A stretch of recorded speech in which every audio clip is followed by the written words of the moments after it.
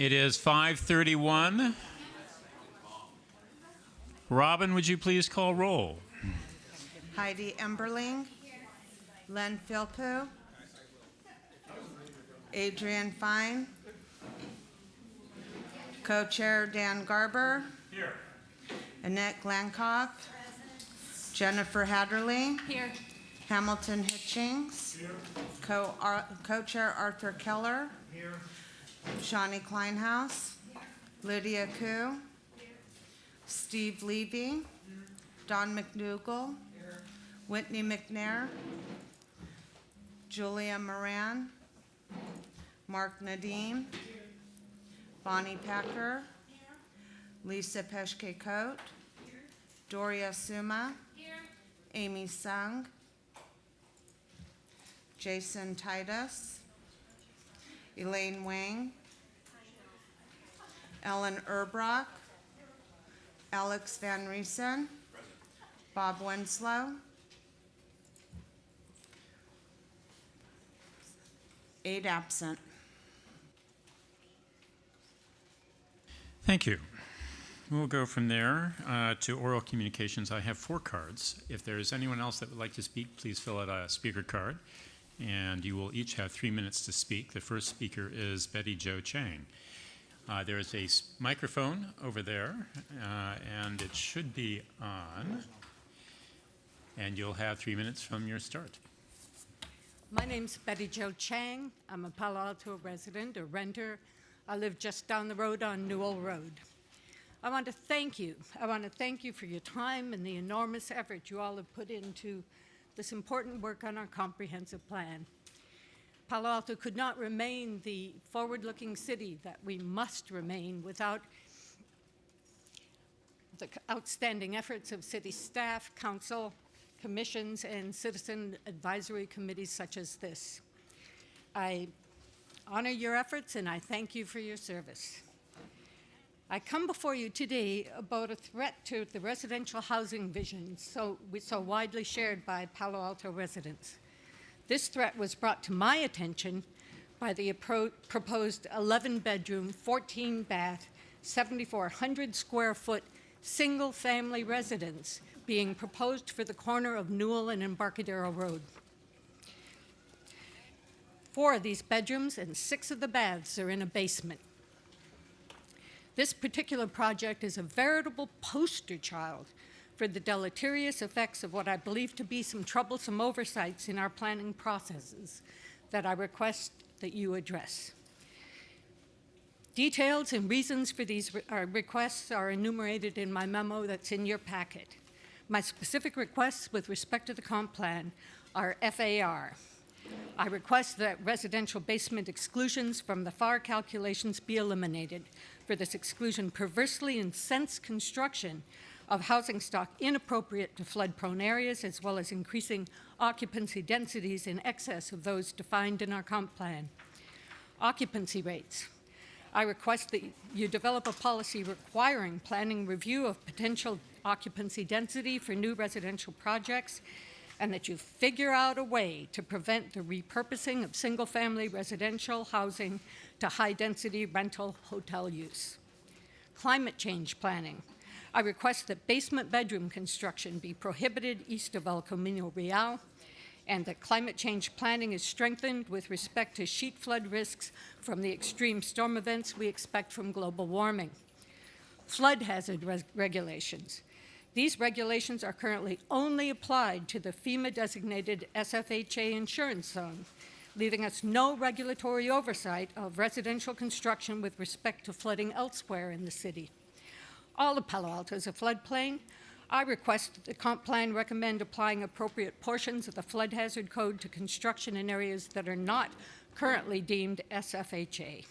I note in this regard that storm-generated sheet flooding of a foot or more has occurred in Palo Alto really often.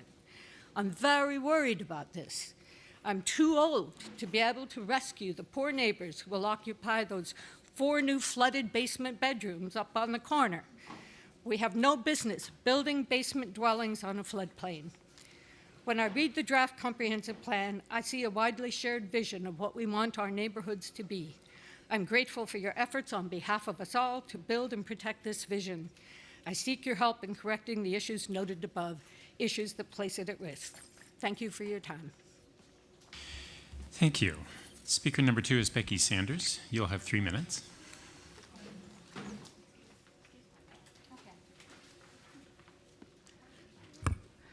Good afternoon.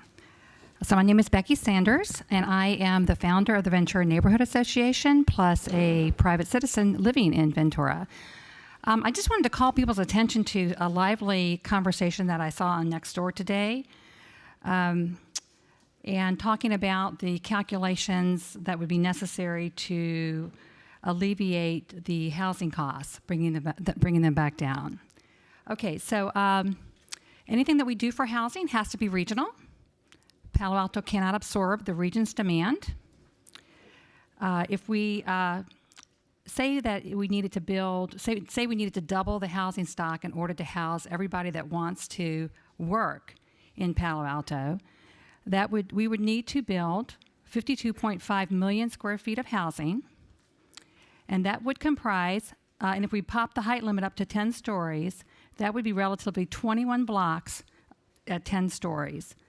I mean, that is maybe a little bit of a reductio ad absurdum, but if you really wanted everyone who wanted to live here and work here to live here, that's what it would take, would be taking down Professorville and downtown North.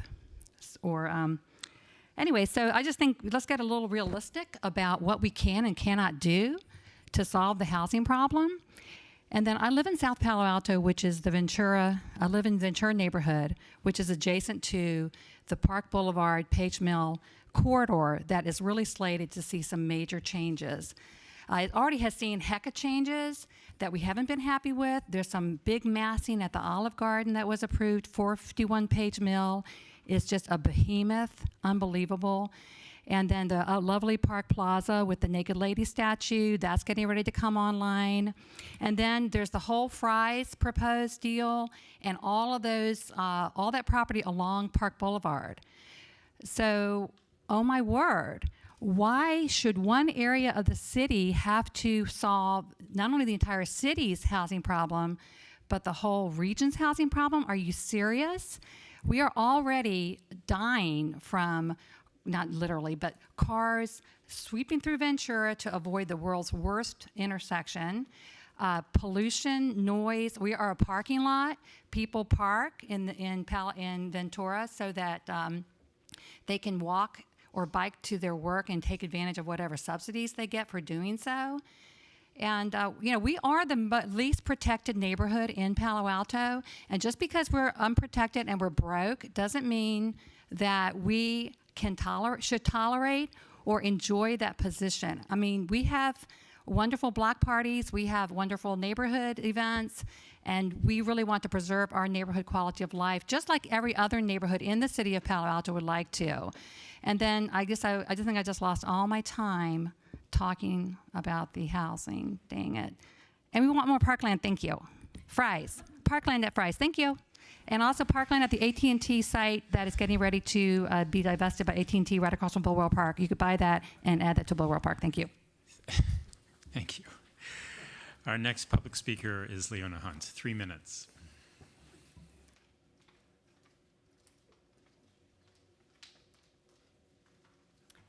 Good evening. Thank you for serving our community. I'm a residential realtor. I've been a resident for almost 50 years in Palo Alto, and I am currently serving on the board of directors of the Silicon Valley Association of Realtors, on the California Association of Realtors, and I represent on the National Board of Realtors the 4,300 realtors of Silicon Valley. I'd like to address the issue of the basements, which you have been considering in a number of your committee meetings and subcommittee meetings, and I have attended a couple of those. I wanted to stress the importance of the possibility that you recognize the importance of these basements, which have been utilized now for many years in town. I recall back in 1972, 73, when the Peary family built their basement on Cowper Street, there was alarm raised by a number of residents who felt there was a lot of water generated which shouldn't have been pumped, and that this was injurious to the water table. But in fact, hydrologists and USGS specialists back then determined that there was no endangering situation to the water table, that this water that was pumped was really a small, insignificant amount compared to the regular water tables. Now, in more recent years, back I believe in 1988, staff did an exhaustive study again on the issue of basements, and similarly, as I understand it, determined that the pumping of the water was an insignificant factor to our water table. Now, obviously, we've been involved with the drought, so the issue of water has been on the public's minds, but the decisions you are making are going to affect the comp plan for a number of years to come.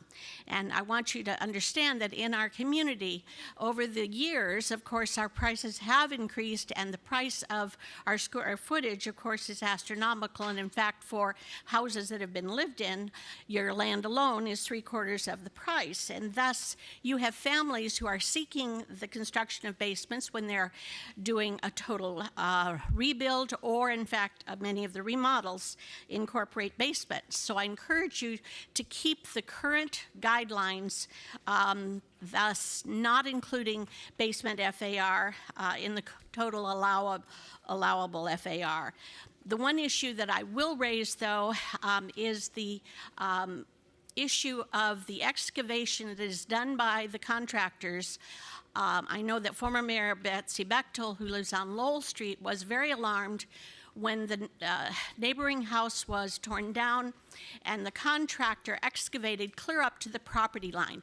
I think those excavations should be only to the 6 foot, or in some cases the 8 feet allowable side yard setbacks, because it can be injurious to trees and other vegetation, let alone possibly fencing and so forth. So I think that would be a good solution and perhaps placate a lot of neighbors that are concerned.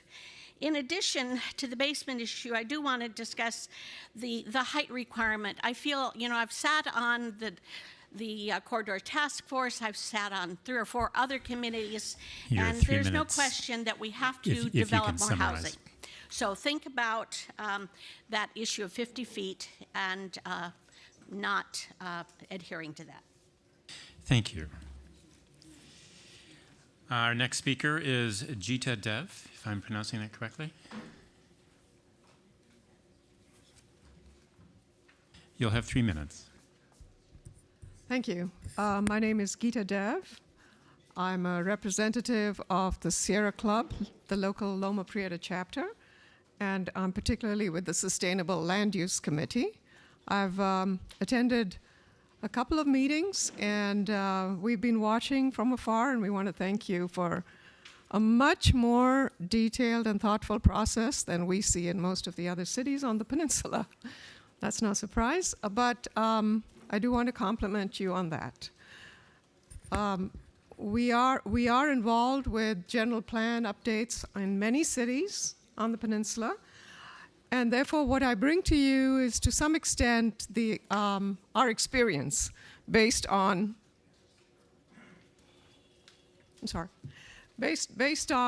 what we've been seeing happening in some of the other cities.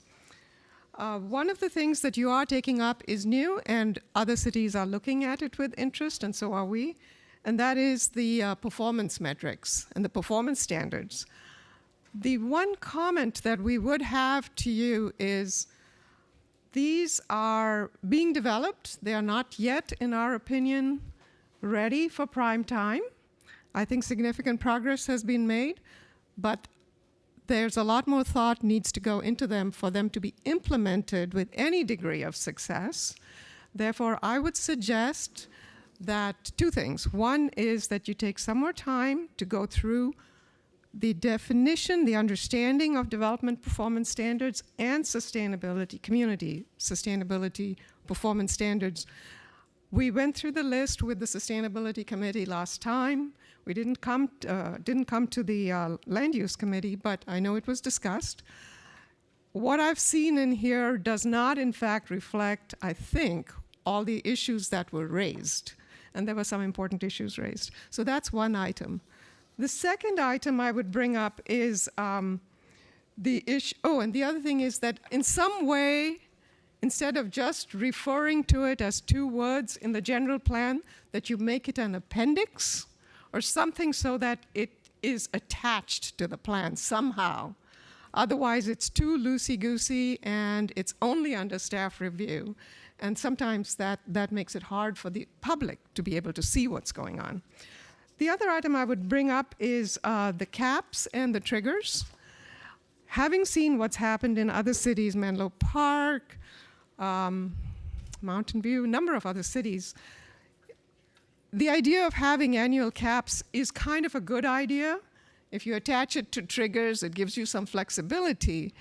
If you don't put a cap, what happens in like Redwood City, Menlo Park, these are 15-year, 20-year general plans. Well, in the first year or the first 2 years or the first 3 years, the entire capacity gets absorbed. And you have to then make a decision like, now do we stop, which some people want to do, If I can and have you others sum saying, up. let's start over. So I would just suggest to you that that's something to keep in mind, that it's important to keep some control over the growth. Thank you. Thank you. Our next speaker is David Fuchs.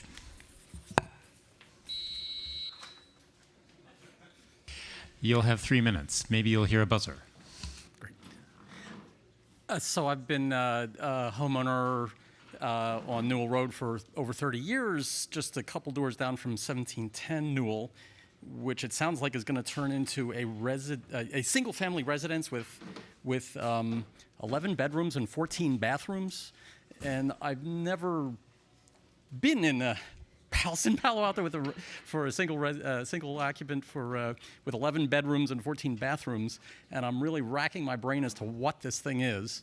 So that's the question I got. All I've come up with is bordello, and I'm hoping that's not it. So anyway, thank you. Thank you.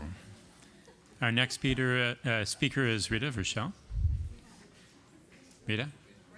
Rita Varel. I'm sorry. Rita, you'll have 3 minutes. Thank you. So I was going to talk about different things, but I saw the red flag of basement construction not being a problem in Palo Alto being waived, and I couldn't resist.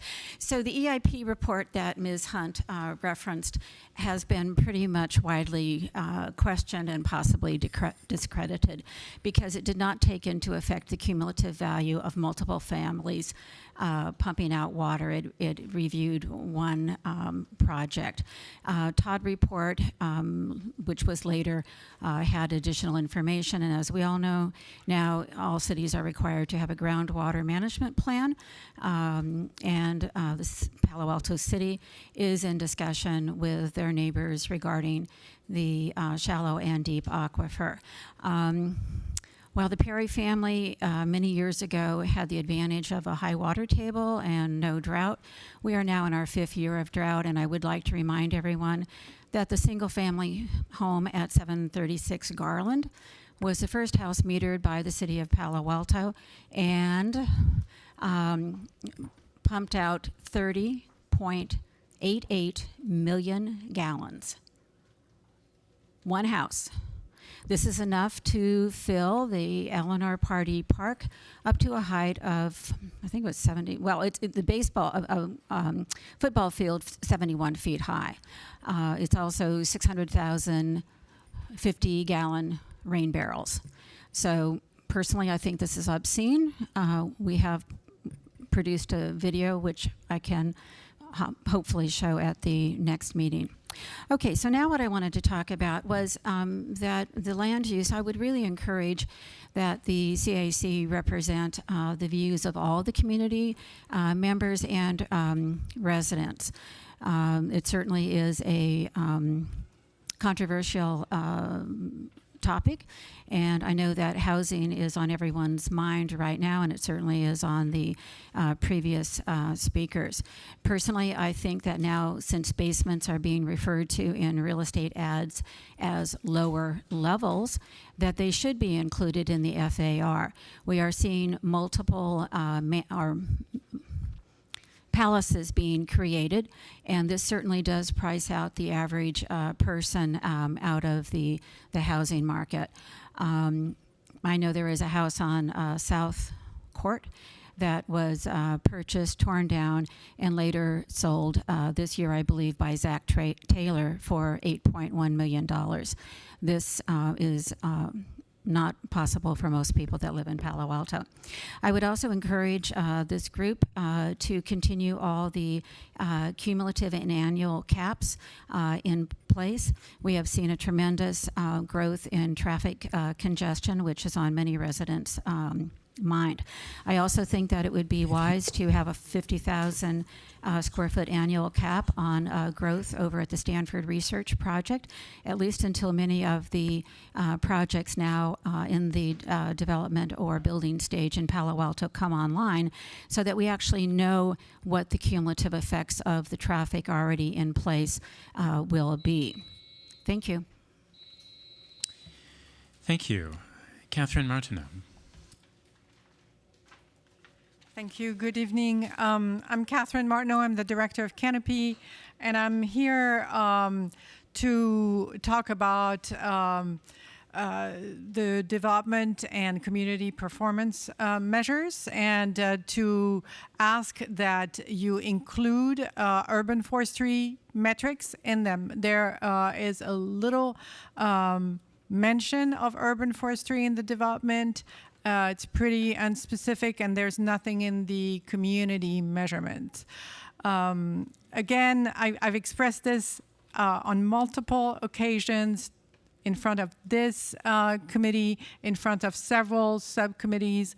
There was a meeting about the meeting of the sustainability plan and the comp plan. I was there too. I've seen the injection of the word trees in several areas, and I'm happy about that, but it's not just that. It's really about recognizing the role that the natural environment, and trees in particular, play in sustainability, in public health, and in overall resilience of our urban communities. I'm back from a conference in Los Angeles last week where Dr. Gretchen Daly of Stanford was the keynote speaker. She said she was talking about the multiple countries around the world and big cities around the world that enshrine nature and the way nature works into their sustainability plans, and I think it would be weird if Palo Alto was running the other way. I do not understand the downside of recognizing this. She said the days of not valuing trees and nature are behind us. Well, I sure hope that they're behind us. In Palo Alto, I thought they had been behind us for decades, and now it looks like we're retreating from that. I don't quite understand why, but again, let's use some metrics from the comprehensive plan, from the Urban Forest Master Plan. It's not just my opinion, it's not just the opinion of Canopy. Some of your members here understand this notion, and the Planning and Transportation Commission, when they approved the Urban Forest Master Plan, they were emphatic about the fact that urban forestry metrics and goals should be included in each element of the comprehensive plan, not just the natural environment element. Thank you. Thank you. Our last speaker is Esther Legenda. If there's anyone else that would like to speak, please hand over or fill out a speaker card, and you'll be speaking next. Otherwise, this is our last speaker. Good evening. I am an emergency services volunteer, but I am speaking for myself. Up to this past year, I have never given the land use of basements a second thought. Out of sight is out of mind. You might be wondering how I've linked basements and emergency services. The answer is simple: climate change. Scientists tell us that with climate change, we can expect to see stronger and more frequent storms and subsequent flooding, longer-lasting drought, sea level and groundwater level rise. All hazards we in emergency services are expected to address, in the present by mitigating and preparing for them, and in the future by helping in response and recovery. The advantages of mitigation are that it costs 4 to 5 times less than response and recovery, and most important, no human life is hurt or lost. The mitigation I am requesting from this commission is that all underground construction be also carefully considered in Palo Alto land use policies. But how do basements tie into climate change? A 2014 document titled Basement Development, Supplementary Planning Document from a London borough makes various associations between climate change, its effects, and basements. For climate change, to try to slow down the rate of climate change, cities are trying to reduce their carbon footprint by reducing their energy use. The document just mentioned states the embodied energy involved in the construction of basements can be considerable. Energy-intensive construction, materials required for structural purposes such as steel and concrete, and a reduced ability for natural lighting and ventilation. This document proposes that for energy efficiency and sustainable design considerations, basements should be limited to no more than 1 story. For floods, because of their low-lying nature, basements, particularly in areas with high water tables, are more likely to flood. Additionally, basements decrease the amount of land available to store and absorb water and change the flow path of the water.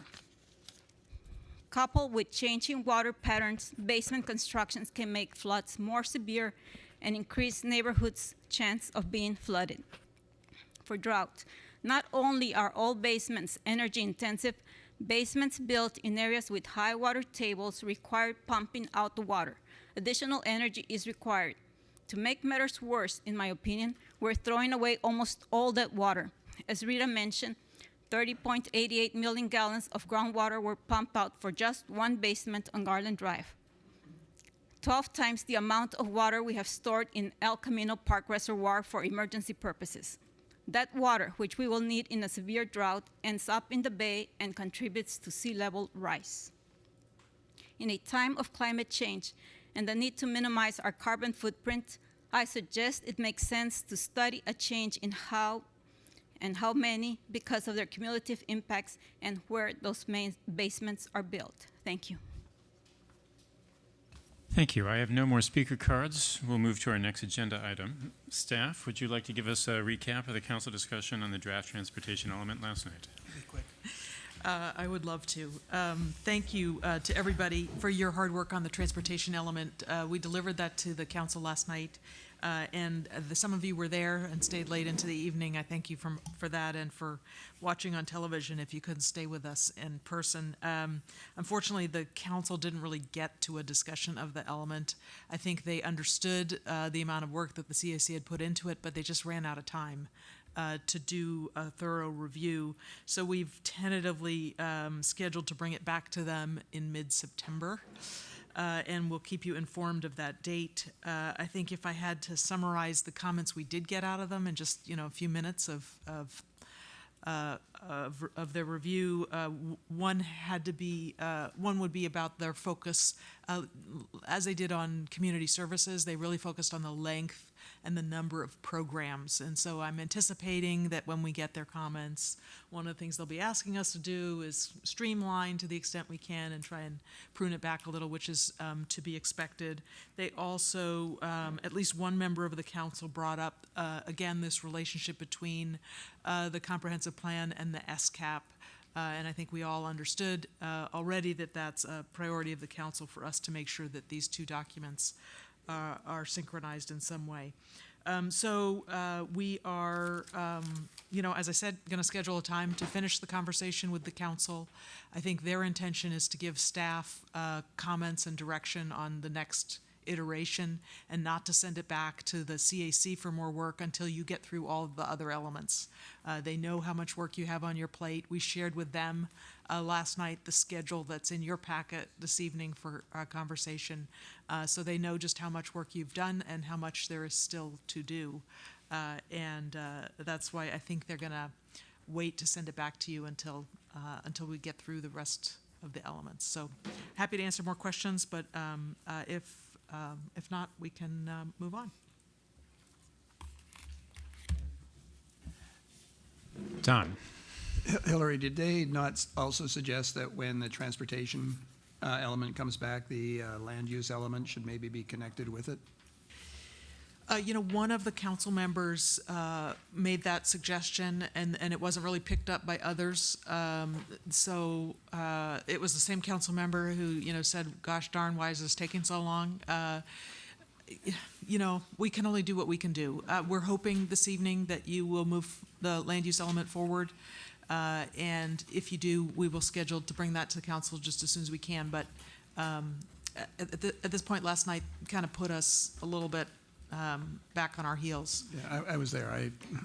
I understand. And I'm not proposing that they were correct in doing that. I just wanted to get your take on whether that was an issue or not. Thanks. If there's nothing else, our next item is meeting attendance and subcommittee membership. In your packet, you will find a memo on the subcommittees. It's in the very back, although I pulled it to the front of mine. If you haven't looked at that, would you please look at it and let us know if you're seeing your name someplace where it shouldn't be, or if you're not seeing your name where you think it should be. Hopefully this should be complete and reflect when we asked everybody where they wanted to be 4 or 5 months ago now. On the other side of that, you will see the rules for the comprehensive plan update for the CAC. This is the formalization of what Arthur had reported on when we last met. If you have questions about that, we're happy to go into it. One thing I will report is that staff did speak with 2 of the CAC members that are on the cusp of being asked to step away because they did not have enough, they hadn't attended enough meetings, but they have reassured staff that they will be here going forward, so they are going to continue to be with us, fortunately. I'm not listed on the Community Services Committee, which I served on. Thank you.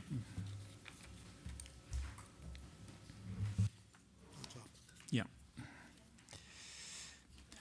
Yes, Ellen. I was amazed on the list of the subcommittees to discover that transportation work had been completed.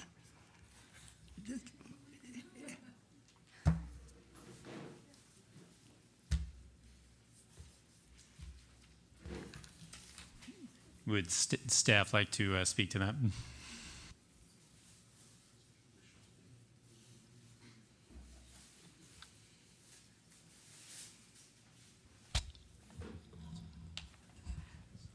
Well, I guess our thought was that the committee had delivered to the CAC a draft that the full CAC has transmitted to the council. And so at some point, the council's revisions will circle back, but to the full CAC. We're not anticipating at this point that we'd have to reconvene the subcommittee. So the subcommittee on transportation, as you understand it, and I should, is completed. As far as we know. I mean, unforeseen events may occur, and we wanted to maintain that list of membership in case we need it and to acknowledge your service, but at this point, we're not anticipating having to reconvene, and that could change. In fact, this is a good segue. Elaine is going to cover the schedule next, and maybe we should skip to that, and unless there are further questions on the membership of the committees. Well, I see that's true for the Land Use and Community Design Committee, too. As of this moment. Arthur? Whether the Land Use Subcommittee has completed its work will depend on whether we today forward the land use element to the City Council. If we do, then it will have completed its work. If we choose to refer it back to the Land Use Subcommittee, then obviously it wouldn't have completed its work. Steve.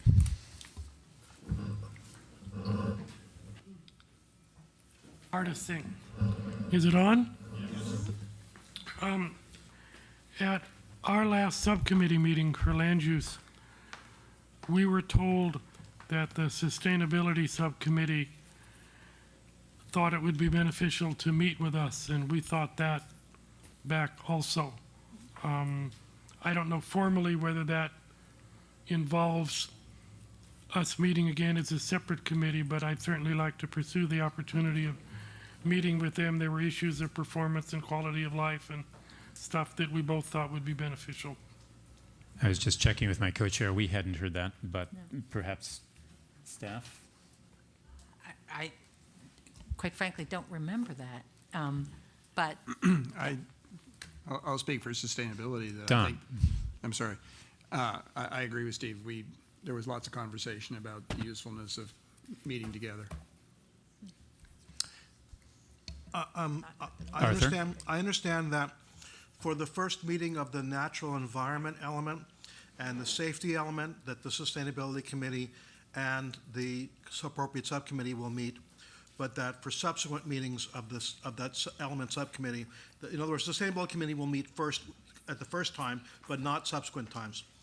Our original intent was that the Sustainability Committee would meet to kick off an item and not continue to meet multiple times, because we didn't want to create a super committee that basically writes out every element. That was not our original intent. So on the future elements, for natural environment and for safety, the Sustainability Committee will meet once the first time jointly with the Element Committee, and then the Element Committee will carry it forward. But to your point, Don, you're recommending that meeting that Steve is suggesting occur. The Sustainability Committee looked at and this goes to tonight's conversation, I think. It looked at the development performance measures and the community performance measures, and frankly had a list of I don't know what it adds up to, 30 items that we thought maybe could be discussed as being in the development requirements, development standards. We weren't proposing all of them. We were just saying that should be reviewed as a list, because we weren't sure that the 5 that were presented were the same or were appropriate. And then we said, well, since we got that list in front of us, maybe we should look at which ones of those apply to both development and community. And so we had that conversation. That conversation was carried over, I believe, into the land use subcommittee and created some confusion and differences of opinion.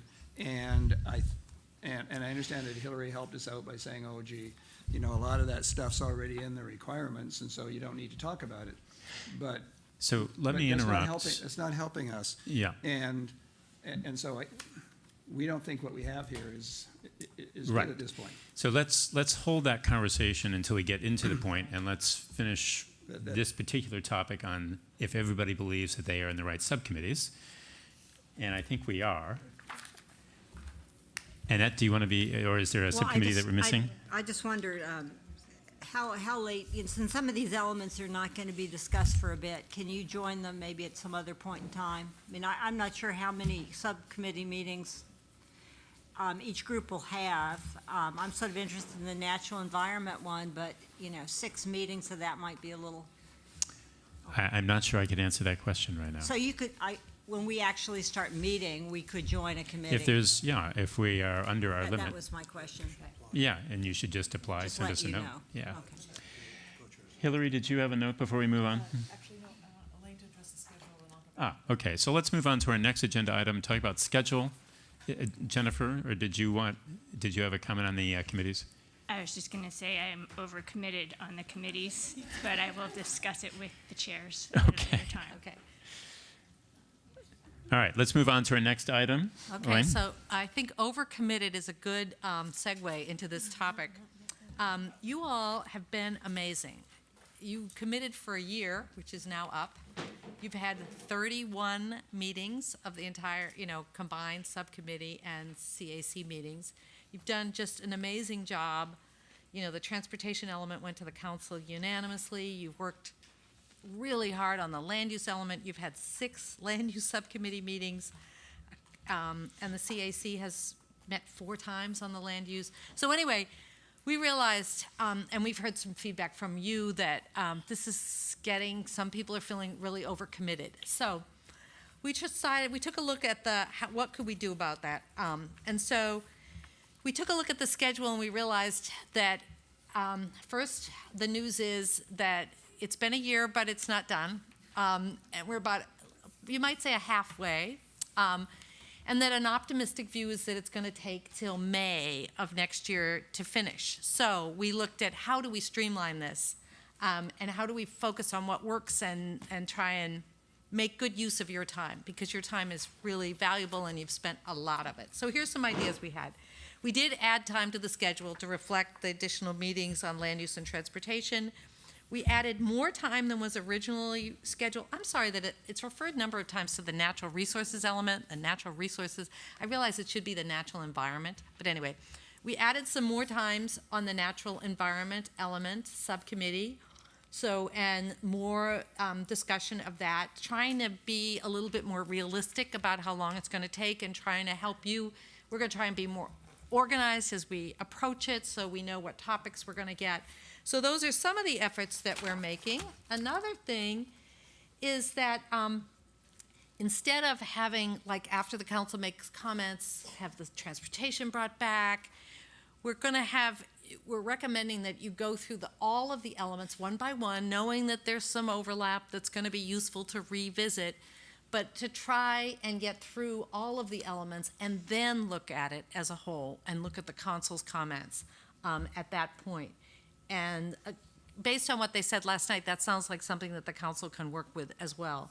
And then finally, we looked at the subcommittees and said, is there a way that we can have the subcommittees meet, some of them meet jointly?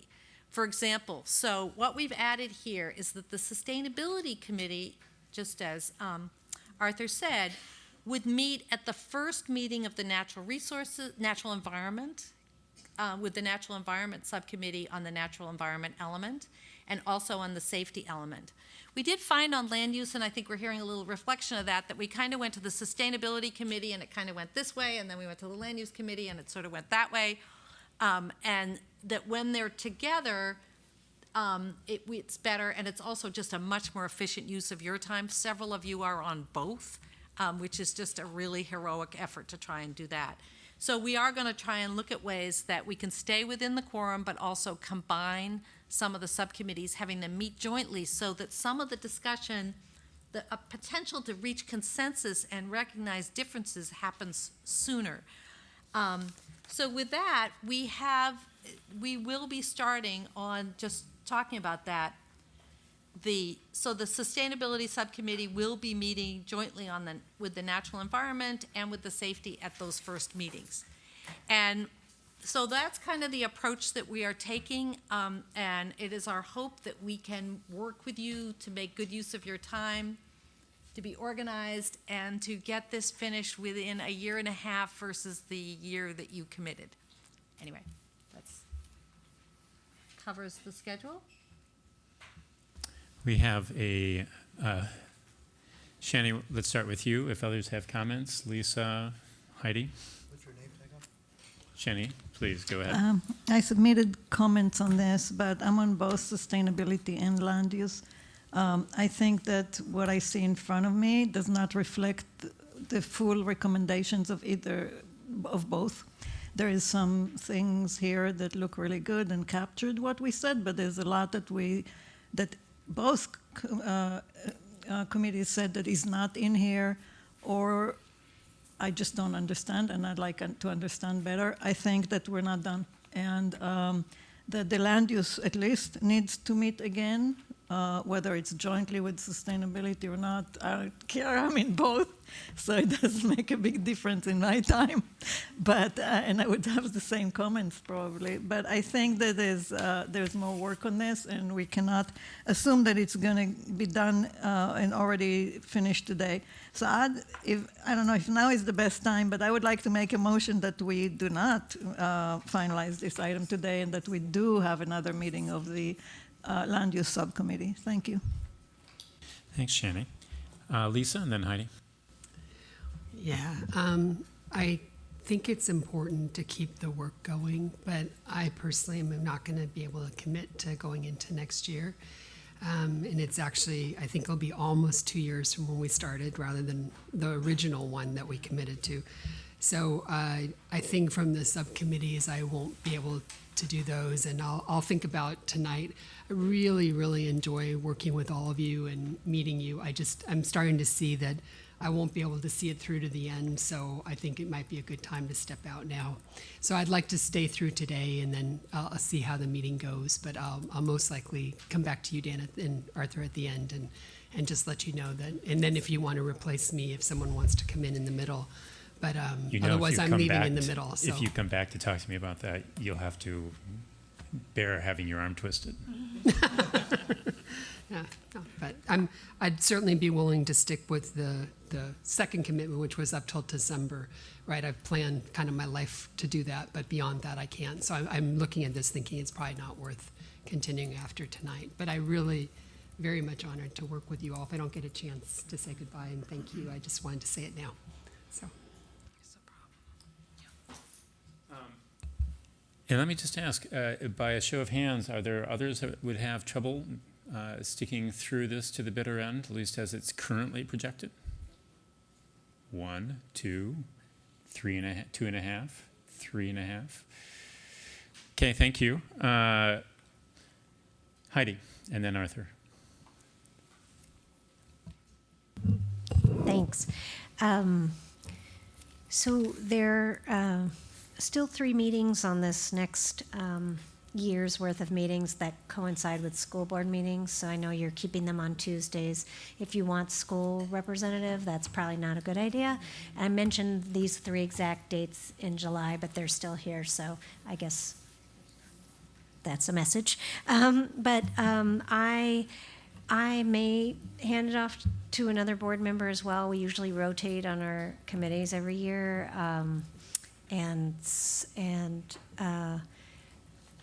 Who knows? It may not be in this position after November. So I don't know if I should hand it off now or wait. So those are just things to consider. I think it's important to have a school voice, though, just from the comments I'm going to make tonight. And it's just, it's important to have it, I think. Thank you. Thank you. I think we had switched from the second Tuesday of the month to the third Tuesday of the month to accommodate. On the month to accommodate the school board meetings. So it's unfortunate that the school board took our night, or vice versa. But anyway, that we did make a change to accommodate that early on. So I appreciate that.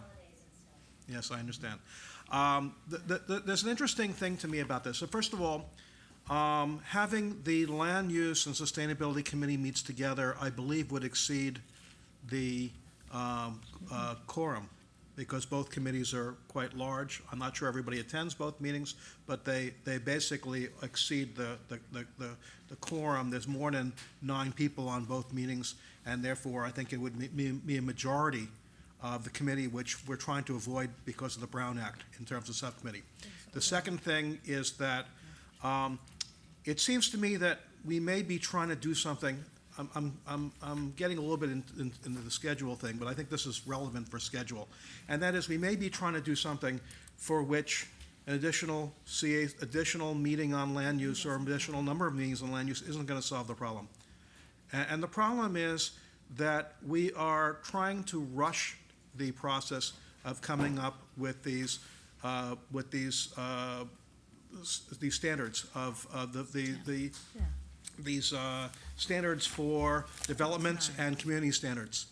And I think that I've been thinking about this for the last couple of days as I've been going through this and realizing some of the discussion that Don said about there are different issues and it's coming far along. We're not going to get it done in a month or two. And I think that that is a mistake to rush it forward, lock it in the comp plan, and make our schedule happen like that.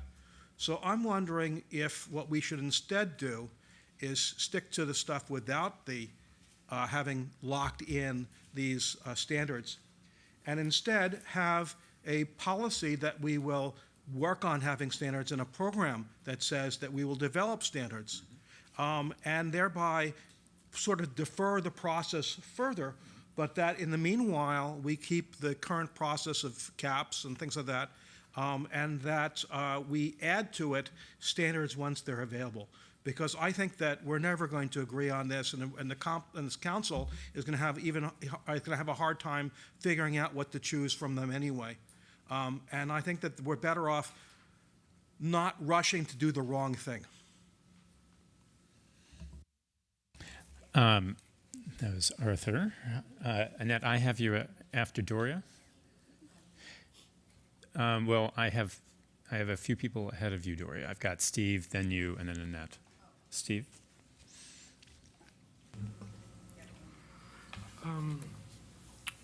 2 points. I think it's incorrect to think that the business and economic element will take one subcommittee meeting and come back. I've been waiting more than a year to discuss how the comp plan affects not only the business environment but the fiscal health of the city. It's a piece of sustainability to me. We had a long discussion in our subcommittee that sustainability is not just physical things like water or traffic. It affects the diversity, the type of people here, the type of community, and I will argue for fiscal, but even without that, I know Hillary disagrees. I think it's not remotely realistic to think that those important elements can be handled in one meeting. And what I read in the schedule is you have a subcommittee meeting and then you come back for a recommendation on the element. The prior experience, that's just not going to work for me. And the second thing is, I'll tease Arthur a little bit. The argument that Arthur just made about the difficulty in defining and reaching agreements for performance standards is precisely the argument I would make why it's unrealistic to adopt caps based on arbitrary numbers with absolutely no information whatsoever. I don't expect Arthur to agree with me, but I don't agree with him. I think equals are equals. Thank you. Doria, then Annette. So I take it we're still on the scheduling. We are. Okay, so I agree with, because getting kind of broad, I agree with Shawnee's comments about land use. I don't think it's finished. I also agree with Arthur that we're rushing this, and being how a year behind or 6 months behind, and also knowing that we're rushing it, it's very difficult for me to come up with a good solution. I haven't thought of one yet. Arthur's solution may be right, and I think we should consider it.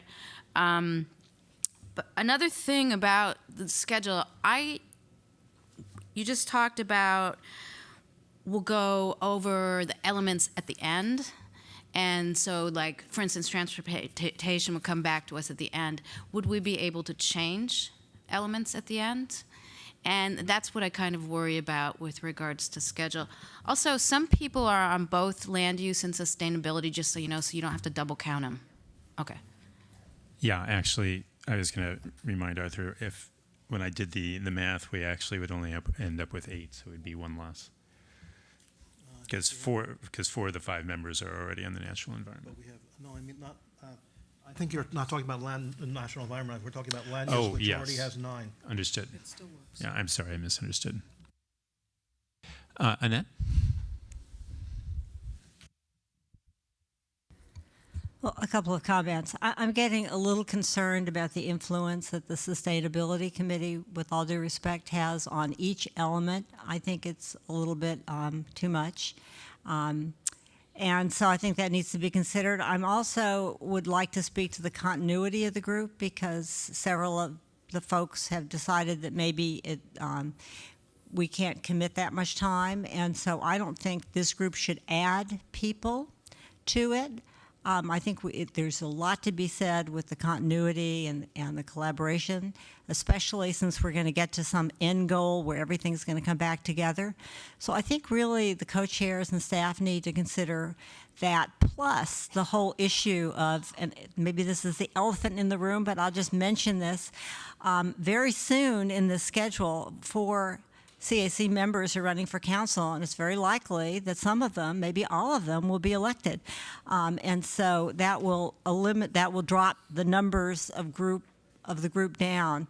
So I think, what are we going to do? Are we going to have a smaller group? So that's something to consider. Do the council members can still, if for some reason they'd like to continue on, can they do that?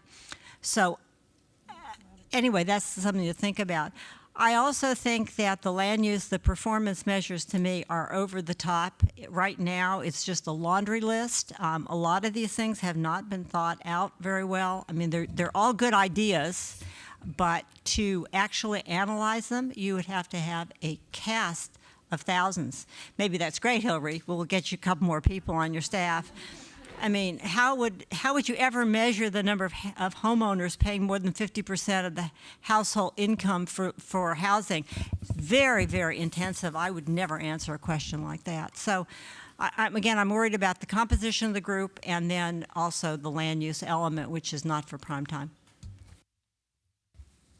Shannon, you've already spoken. Let me just make sure that nobody else would like to speak. I'm not seeing any other cards raised, so go ahead. There were a lot of other little items on the plan on the land use element that we didn't really even have time to get to at committee, because there were so many important things that even those did not get done. So I agree with Arthur that we could spend another 3 months on it, but I think that at least one more meeting for land use, with or without sustainability, is needed for those, at least to identify where the conflicts are, so somebody can decide this is what I want out of those or something. Because right now things are simply missing, and there's a lot of other comments, as we can see in all the letters that were submitted for today, that there's a lot more work to be done there, and I don't expect staff to be able to do that, so I would like to have another meeting. So, understood. Okay, so we're going to have more conversation about that in one moment. I just have one clarification for staff, and I think it was answered as part of Doria's, or maybe it's part of Doria's question as well. Is it staff's intention then that in May is when we would actually do, one of our efforts in May would be to find ways to streamline, condense, consolidate, trim, et cetera? Is that the thought? I think it's possible that the council in their review may ask staff to do some of that, and then in May the committee would look at the changes that have been made, and it would be tracked, so you would be able to see what we've done and weigh in. Understood. Okay. So if there are no more comments, and I'm seeing no... Oh, I'm sorry, Amy, I apologize. I will look to my left. Go ahead. So I'm currently served on the land use, and I am wondering that when we schedule the subcommittee meetings, it usually is, it's a short notice, because by the nature of how we schedule it, oftentimes we cannot accommodate everybody's wishes. And I noticed that there are certain people who just constantly couldn't make the schedule because the meetings are scheduled during the work hours, and because of that, I'm wondering, could we have a replacement of those who constantly couldn't make those schedules? Because I do notice that during the discussion that I usually fall into these minority voices, and I think maybe that if there are people who could interject into some different opinions and ideas into our land use. And indeed, I would like to have more meetings. to discuss about the land use, because some, if I listen to some of the comments that during our full committee discussions, some of the policies and programs that it seems to shouldn't be in a complaint, but instead should be in the zoning. And I just wonder, like, who would be in a position to say, you know, what belongs to the complaint, what belongs to the zoning and regulations. Thank you.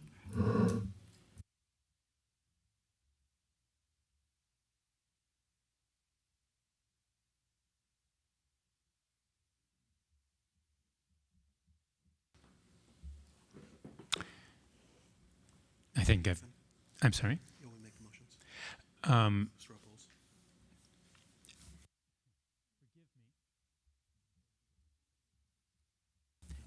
Follow my lead, Arthur. We'll see where we go. If there are no other, Hamilton, the schedule. Go ahead. This is on topic. First of all, I think it would be very much appreciated by some of the CAC members if there were options for evening meetings. This gets to Amy's point. Not everybody can do meetings from 10 to 1 or from 1 to 4. And especially considering we're extending an additional year, I think it's appropriate to accommodate those folks who have 9 to 5 or 8 to 6 jobs. So that would be a request, and I know the staff has resisted this, but I want to sort of lean in on that request as we go forward. And the other thing is, I think for committees that are already ongoing, for example, land use, we've had 5 meetings, we've done incredibly detailed discussions, there's a lot of context. Bringing in new people kind of resets the process. So I think for meetings that have already started, we shouldn't be changing around the committee membership. Thank you. Hillary. I'm hoping that this is going to wrap up the discussion of schedule. Hamilton, we hear you, and we'll give that request some additional thought. I did want to clarify that our original schedule had us going through December of this year. So the revised schedule, it is still optimistic, but it shows us adding 5 or 6 months to the process. And I hope those of you who committed through December will consider staying through December. To Annette's point, I think after the November election, there will be an opportunity for the city manager and the city council to think about whether the composition of this group needs to change. And it seems like if you could all just hang in there until December, we would be in a better position to make informed decisions, and we can get an awful lot of work done between now and then. And with that said, we're going to talk about land use tonight. If you all think land use isn't ready for prime time and needs to go back to the committee, I think our recommendation is that it be a joint meeting of sustainability and land use, which I think we can do because of the overlap without reaching a quorum. Just because I think some of what you're seeing in terms of the unresolved nature of these lists is that we went back and forth between the two committees. And if we got all the people in the room at one time, we might be able to get to the end point. So when we get into the land use discussion, I hope if we need another meeting, we can use that direction. Well, let's move into our next agenda item here, and let's lead with that question. By a show of hands, who feels that the item we could move this to the council after this evening's meeting? Or let me just ask if anybody believes that we can do that this evening. Okay. Does anybody want to try designing a building on University Avenue?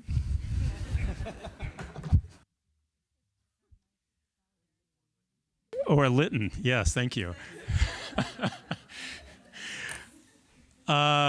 Okay, so Arthur and I have had some reservations about asking the group to vote on the topics that you have received in the memo, and we did want to. There was some expectation that we would do some voting, but I wanted to open that conversation up before we start the report from the subcommittee.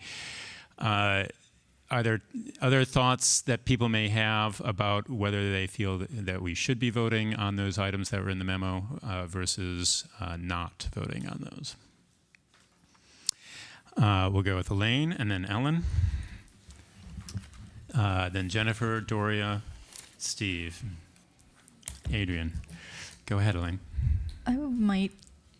I'd like to see us have input from the whole committee on the options.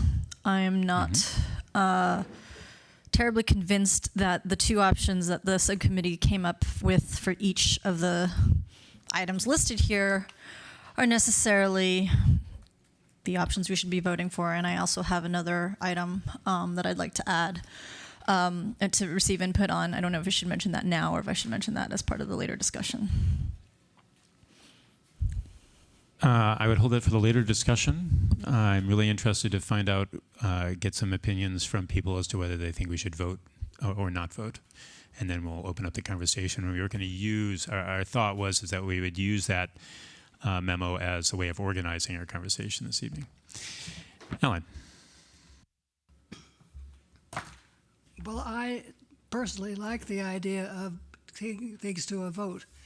And so to me, it helped guide my study for this night's meeting because I could follow it and then I could read it in the part. And it helped me prepare. That's really what I focused on when I was getting ready. I also recognize that I don't really know the difference between a performance measure and a cap measure. And I want to know who designed it and what they hope to get out of it. And will the data be eligible to go into the open database that they're going to design? So I'm in favor of educating Ellen on what it's all about, and then I'll vote.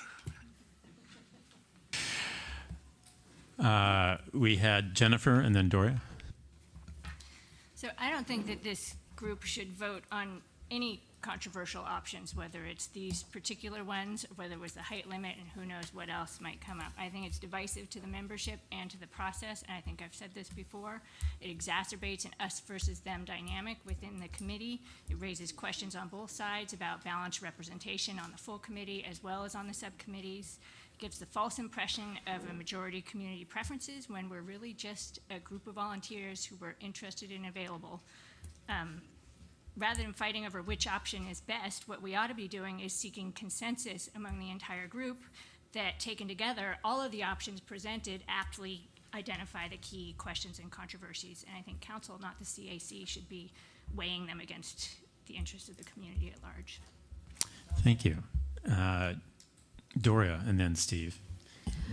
That was what Jennifer said was so much better than the way I was going to put it, but I do agree that the way this group was formed, and it's not perfectly split, but you know, the vote could just depend on who's sick that day or whose kid had a school play, and so I don't think it represents democracy in a way we would like it to represent democracy.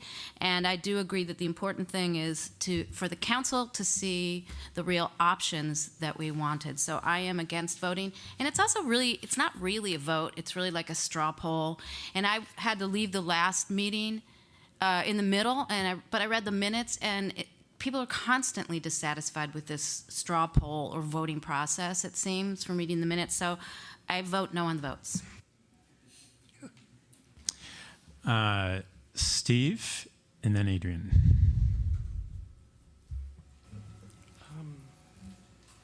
I find myself in agreement with Jennifer and Doria with another. I mean, I'm happy to vote if you want, but I don't think it leads anywhere. And if we did vote aye, and I expect lots of others would spend a whole lot of time quibbling over the wording of the options.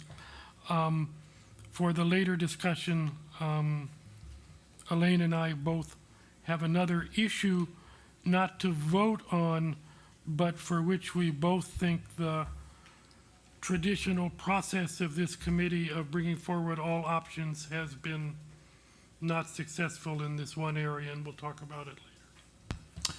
Great. Adrian, and then Arthur, and then Annette. Did you want to? Okay. Thank you. So obviously the land use element is pretty much the heart of the comp plan.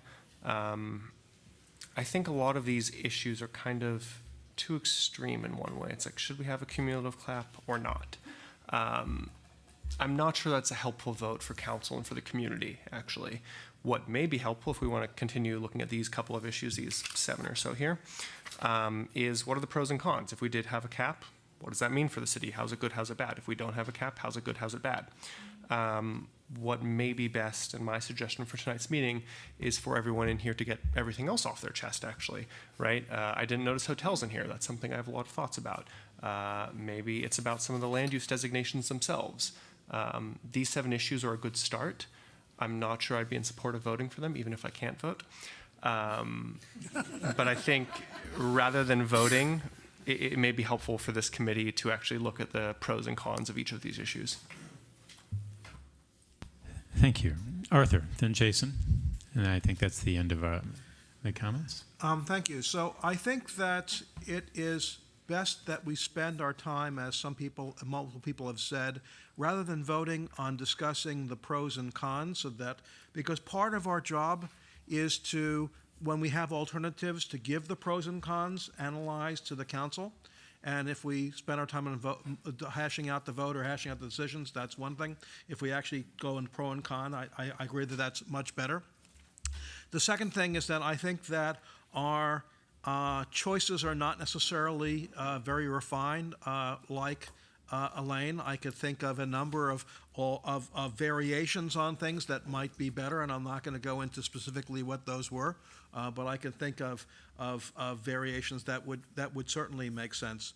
And finally, the issue is that I do think that this committee should have some sort of consensus, and I'm not sure if this is a vote or what, but in terms of whether we go forward with these standards as being in the comp plan as being as adopted. In other words, the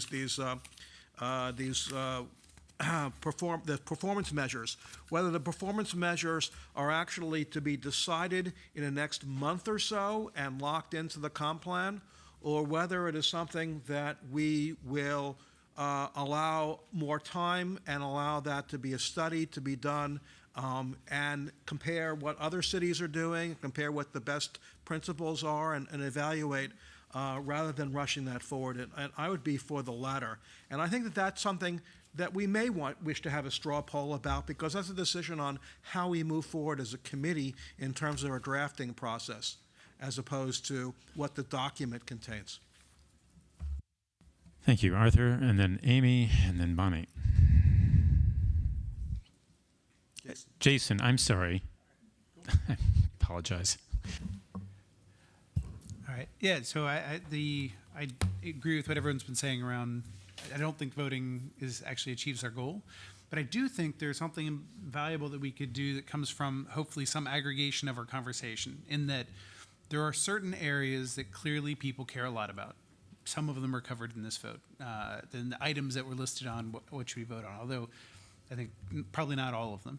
It seems like it would be useful for us to be able to clearly convey to council, here are the topics that we discussed a lot, and here are ones that there was general agreement on, and here's the ones that actually had like differing opinions. And I know that we try and come up with that, but I wonder if there was a reason why we felt that we needed to vote, and I wonder if there might be other ways that we can convey this. I just came off vacation, and so I was reading Kindle, and you have how many times were certain things highlighted, like that. What are the items that, as everyone's going through, they're calling out, going, "This is great." Because even if all it is everybody goes, "This is really great. I'm glad we have this thing." That's valuable information, and it's also valuable information to say there are two very decidedly different views on this, and council, you should debate this and discuss it, and people who care about it can come to that council meeting and say, support what they care about, but it's not going to be decided by us voting here. And I think the wording and all the issues raised, I would agree with. Okay, thank you. Amy, then Bonnie, and then I think that's our last speaker. Nope, sorry. Sure. Okay, go ahead. So actually, I hear everybody saying, but I actually wanted to circle back to Elaine's idea, and to vote. I think maybe it's not the right word, and maybe we're just doing a polling to see what the temperature of a particular idea. For example, some of the some of the documents we had gone through these revisions, and I see items being crossed out. So does that mean that at the moment that do we need to bring it back for discussion? And do we need to take a temperature of how important that particular item that has been crossed out need to be brought back? So I think that we need to have a mechanism to find out, if certain items that has been discussed is it warrant another, second look. Thank you. Bonnie, Shani, and then Annette. And then that's the end. Wait, it has to be off or on? It's on. It's on? Yeah. Okay.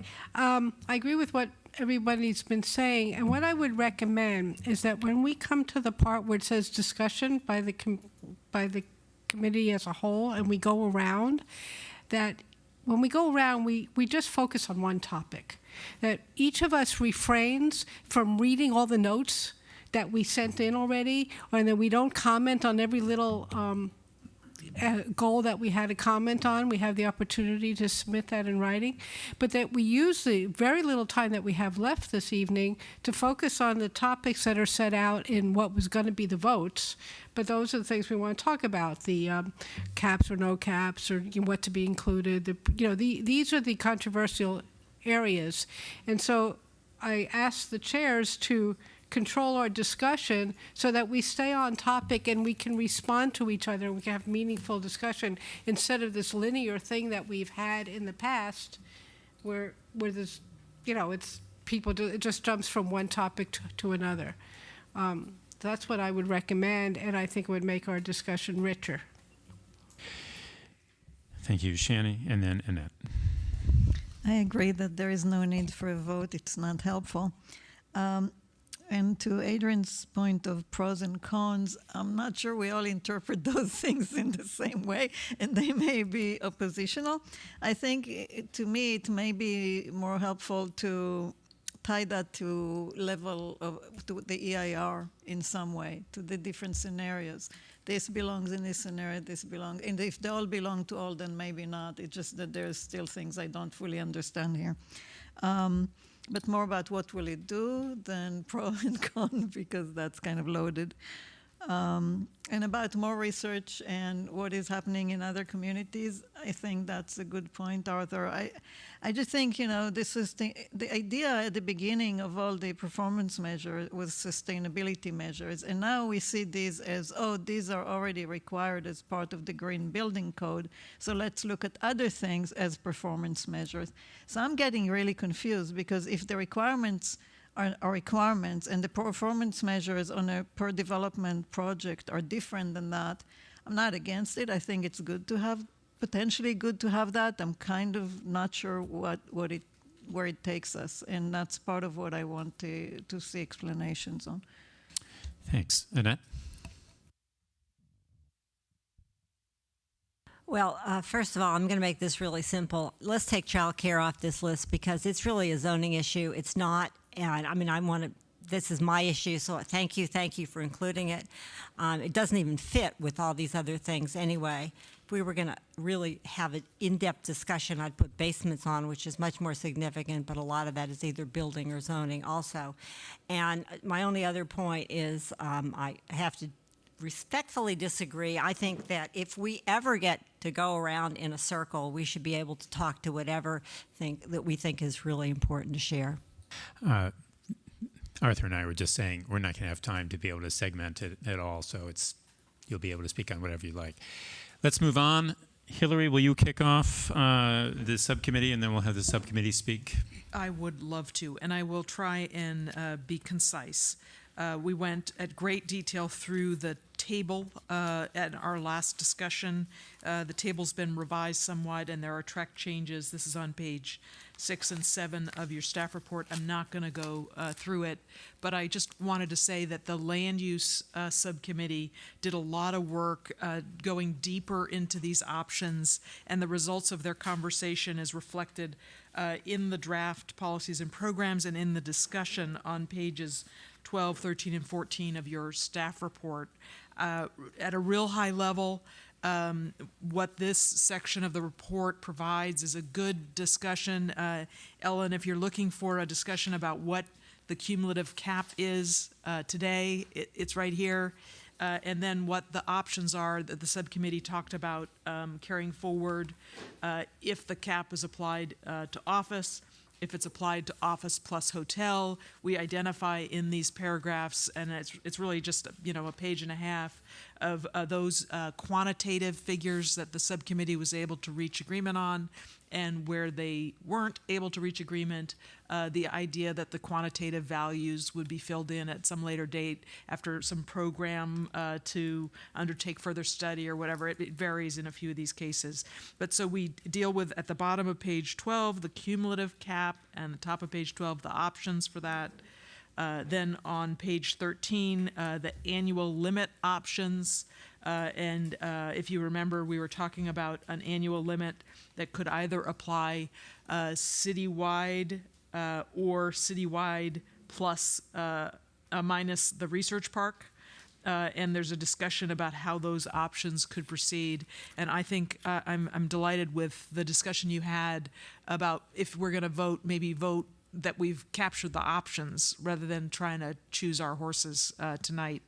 I think all the committees working together have done a good job on these growth management options. I'm hoping that you will focus on this issue particularly this evening in the time we have left, and this issue of the performance measures. I think we've heard great comments tonight about how this is an issue that still needs some resolution. And there are a couple things we could do. Arthur has suggested one, that we really defer this to a program. The other thing we could do is refer it back to a joint meeting of the two committees, so the two committees get to a meeting of the minds. I don't know what possessed me, but I went back and reviewed some early minutes from a council meeting where they were talking about the vision and goals for the different elements of the plan, and in there they seem to suggest that if we had these kind of measures, that the right place for them would be in the implementation section. So I'm kind of thinking along the lines of Arthur, that if we just identify the purpose of the development performance measures and the community performance measures and some of the topics they will address, that we can defer, the details and the specifics of them to a later discussion on implementation. But, that's just one suggestion about how we could frame this. So I guess I'm hoping that we will go around, starting with the land use subcommittee members, focus on growth management options and this question of how we deal now or later with the performance measures, the two different types, and see if we can't get to closure on those things in the time remaining. Okay, I'm going to start just as they are listed here in this handy little handout of the subcommittee members. And we'll go down the list, then we'll open it up to the rest of the group, and we'll go around the room. Amy, can you, as the first person here on the list for the Land Committee, Land Use and Community Design, you will have 3 minutes, 2.5 minutes. We'll try and get through everybody here. Okay, thank you. So what I really wanted to touch about is a few items. The first one is the use of basement. We heard the public comment about the concern of dewatering, and I think that Dan wrote a very good memo from last meeting, and also that I mentioned that I had dug into city's memo, and that was a report put together in 2008, and then later was a reference, and last time it was a reference, it was a report put in 2015, so it was just last year. So a lot has been addressed, and dewatering seems to be the major community concern, but from what I learned from the expert input is that the water goes back to our bay. So in a way, according to the experts, is that it took a detour and eventually returned to the bay. So I remember somebody was really, in the broad base, and the concern about the dewatering.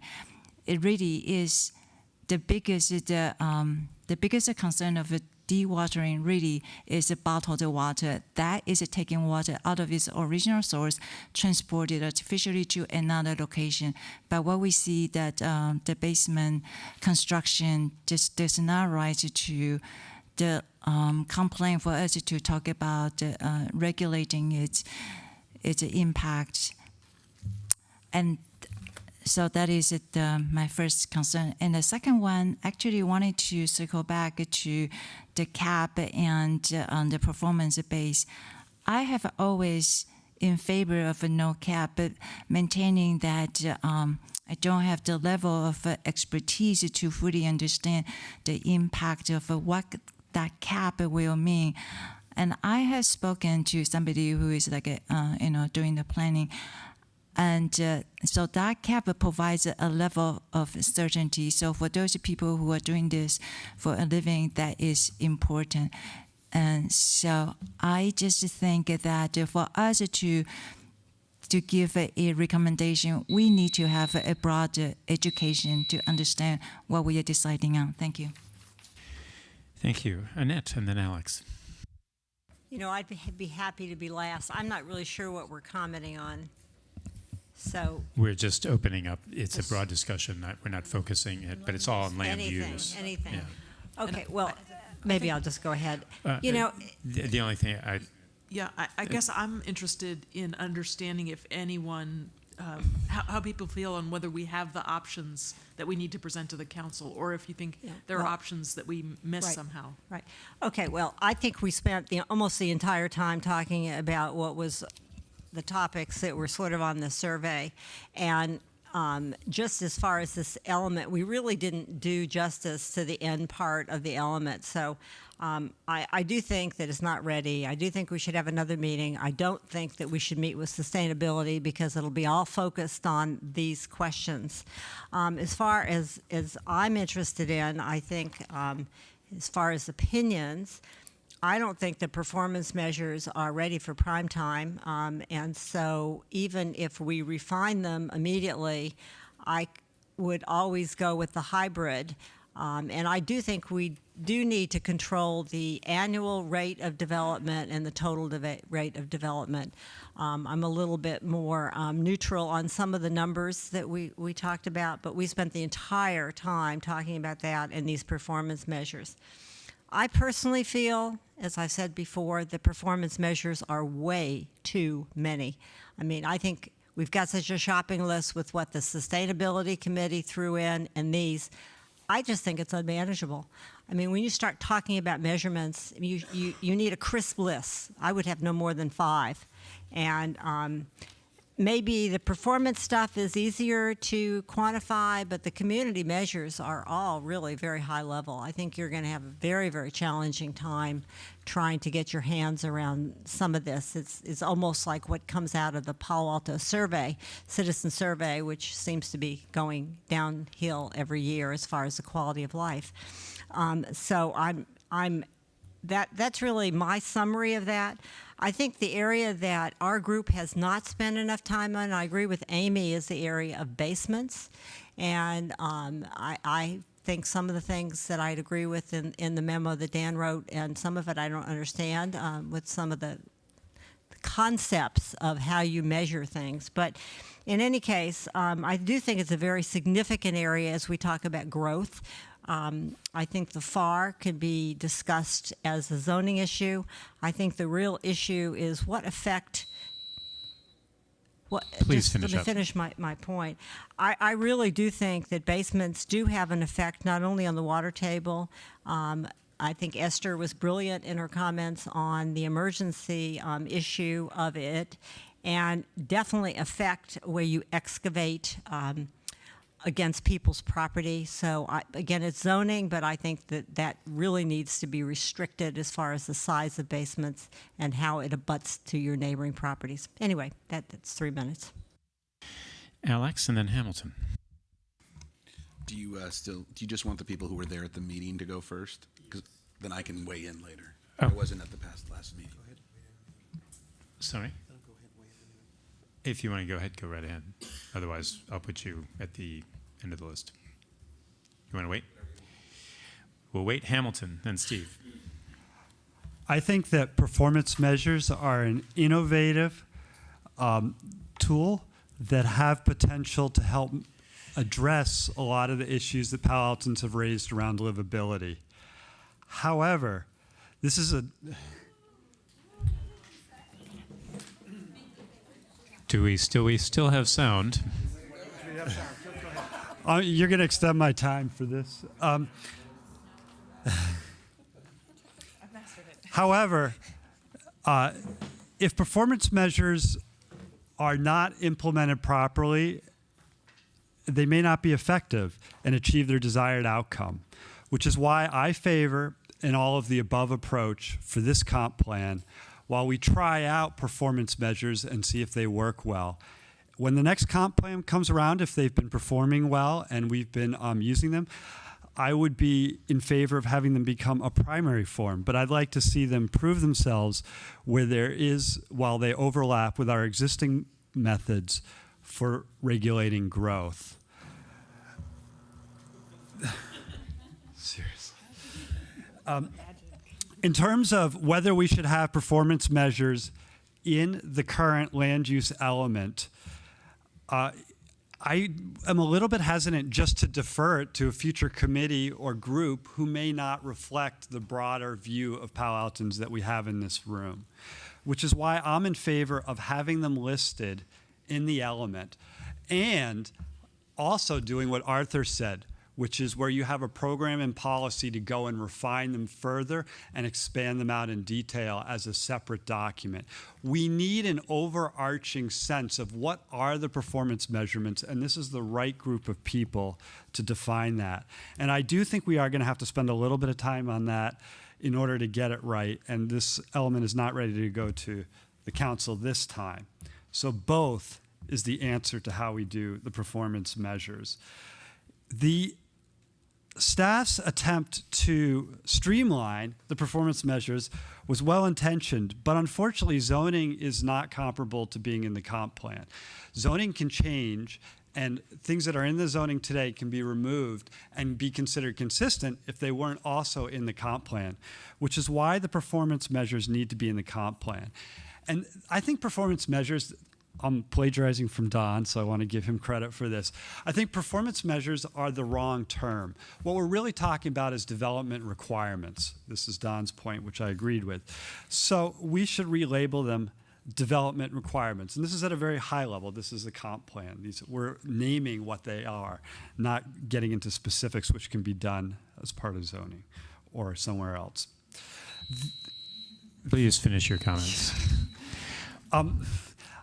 I would also like to see the language around community measures strengthened, so it's not just about measuring, but actually achieving these things such as trip caps and canopy cover as well.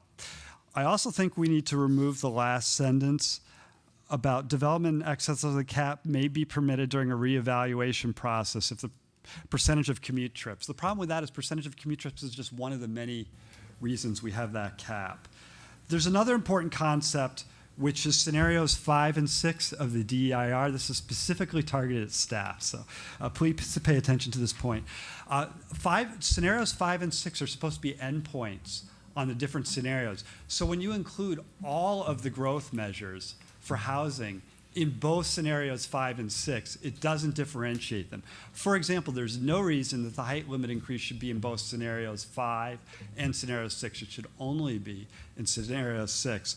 Furthermore, I'll point out that I actually believe, we can actually meet, sorry, I lost my place, but somewhere in here there's a thing, we can actually meet, I believe, all the housing requirements without raising the height limit. The last point I wanted to make is there's been a lot of talk in Palo Alto about increasing affordable housing, but there's been very little talk about requiring below market housing. I understand that when you upzone something, it creates incredible wealth for the property owner, and that the property owner isn't necessarily entitled to 100% of that when you upzone, which is why I think that and I feel it's a little bit disingenuous to talk about the need for housing without and things like the height limit without having some of that wealth that's created go to the people that the whole idea was for. And that's why I'm in favor of raising the percentage of below market housing for any multi-unit house in Palo Alto to 25%. It used to be. It's currently 15%. And for anything that goes above 50 feet, while I'm opposed to 50 feet, anything that goes above 50 feet, I'd like to see 50% of that incremental space go to below market housing. This is something I feel strongly about, and it is going to actually affect how I vote for the city council members. I think that we need to put some wood behind the arrow of affordable housing. Thank you. Thank you, Steve. And then Shannon.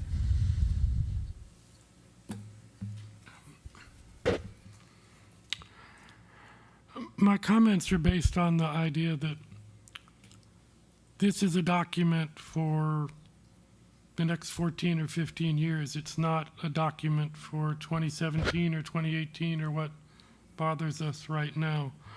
In response to your question, Hillary, in almost every case, I think the staff has brought forward options that are reflective of the discussion, as Elaine and I will say now so we don't get run out of the agenda. I think we failed on that, on the concept of area plans. I think if you think not of what the staff can do in the next year or two, but what the staff can do in the 15-year comp plan, given all the discussion at council about projects in downtown and Cal Ave, they are the areas most in need of discussion of specific area plans to set guidelines for the area. And I really urge that that alternative be brought forward to council as part of the menu of area plans. I agree with Arthur that determining the specifics of the performance standards is very difficult now, but I don't think the idea of having performance standards as the main means not to regulate growth, as Hamilton said, I hope he misspoke, but to regulate the impacts of growth, which is, I think, what bothers people. I think we need a flexible approach. That's what performance standards do. They try and regulate the impacts of growth. Just as I don't know what the specific performance standards are, I have no idea of how to determine what a cap would be or what the impact of a cap would be on the economics or fiscal impact of the city or on the operation of the research park. I think it's a pig in a poke, and it deserves as much further study as the development of performance standards. But it is really the idea that we are all here to discuss the challenging impacts of growth, not the growth per se, that lead me to really oppose any set limits in the absence of knowing how successful we are in parking, how successful we are in traffic, how successful we are in handling the impacts of the existing residents. I think the focus on new growth is misplaced, since for water conservation or energy conservation or trip reduction, it's the existing workers and the existing residents where the major impact will be. Thank you. Shani, and then Doria. So, to answer the question of what's missing, we're still missing the option of no performance measures. I don't know that that's absolutely, from the discussion and the confusion of what these would be and what would they measure, and do we want them to measure only with an access to development, or do we want them to apply to cumulative impacts on the community? All these things are still very confusing. I don't think we properly have an understanding of what they would be, how they would be used. And because of that, I think we should have the option of no performance measures. And only also just to complete the set, kind of. In terms of the performance measures, we talked about development-related performance measures, and we talked about community performance measures. For some reason, quality of life was deemed not a good description of these community performance measures. I would say livability. I think when we talk about community, we're looking primarily about social issues, which are critically important. If we're going to have performance measures, we need to look at diversity, we need to look at housing and affordability and all of that. And I really like that in C, under Table 2, we're looking at housing for seniors and people with special needs. But I don't think that is the right way to do it. I don't know what is yet, and that's partially why I wanted to go back and revisit this. It's really important. I just don't know. This is policy. It's not really a performance measure. So I would call it livability, maybe. I don't know what's wrong with quality of life.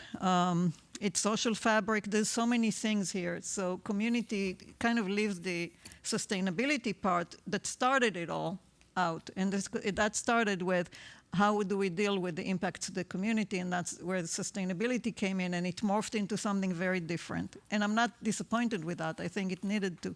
But the question is, what do we do with that?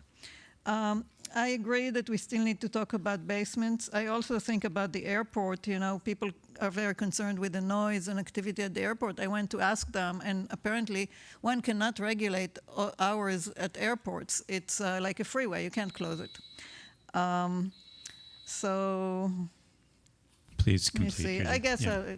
that's okay. Thank you. If were you done? I didn't mean to cut you off. It's all right. Okay. Doria, then Jennifer, and then Alex. Okay, so quickly, at a high level, I agree that this is not ready to go to council, and I think the subcommittee needs to we spent most of our time on the performance measures and community measures and these choices that we're now not going to vote on, which is good. But we need to go through this line by line, because when I looked at the back of this, I was shocked by things that are omitted and things that were added. I'm concerned that the city council last night, at least some of them expressed concern that we have not retained enough of the original comp plan, and this was meant to be an update and a tweak. I do want to regulate growth. I'm sorry. To me, mitigating the impacts is not enough, because the growth itself is an impact. It's there. The buildings are there. The extra people are there. And I think it's important to emphasize that this, the comp plan is a policy, the highest level policy issue for what we want our community to be, what we want to live in. And I think this draft, I understand that at some point quality of life became a controversial term, but I think this draft de-emphasizes quality of life to a dangerous point. And I was thinking, as I was working on this yesterday, why don't we have a quality of life or a livability subcommittee? Sustainability was also considered a dirty word, and yet it's throughout this plan. I think in the city evolution section, where there is a sustainability and resilience section, there should definitely be something called livability or quality of life. It's what it's all about to me. With regards to the performance measures, I don't ever recall the community performance measures. I don't ever recall talking about the housing cost burden, and I don't understand how we would, maybe I forgot, you know, it's possible.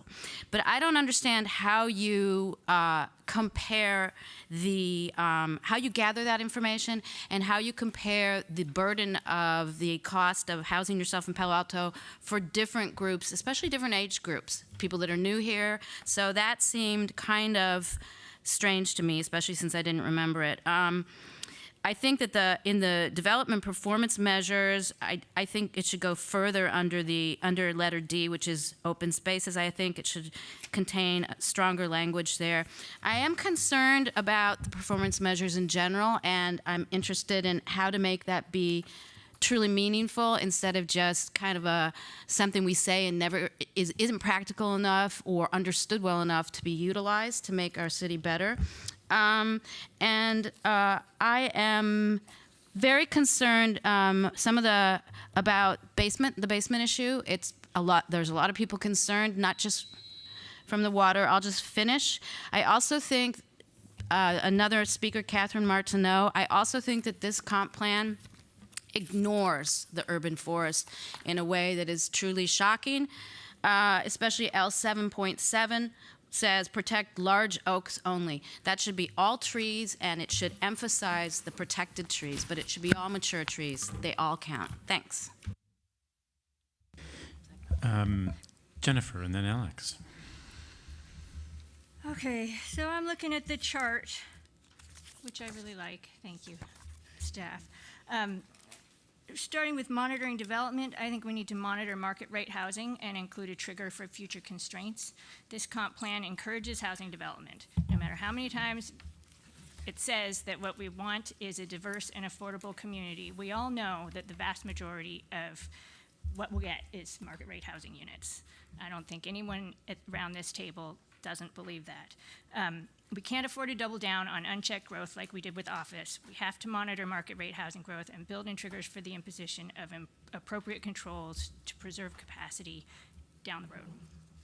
Performance measures and caps, I agree with Hamilton. I think the hybrid approach is the best way to go. I think that this does do a pretty good job of capturing the range of options. With or without caps, I think performance measures are meaningless if they're unclear or if they don't work or if they're not enforced. And both types of measures in here need further work. I think everyone agrees about that. The comp plan should be explicit that if performance measures are not achieving the desired management of impacts, caps will be imposed or reduced and performance metrics will be strengthened going forward. And I don't see that next step included here. Existing regulations have proven inadequate to manage impacts. Development performance measures should include targets that go above and beyond the existing standards, along with the so-called new measures that are listed in the staff report.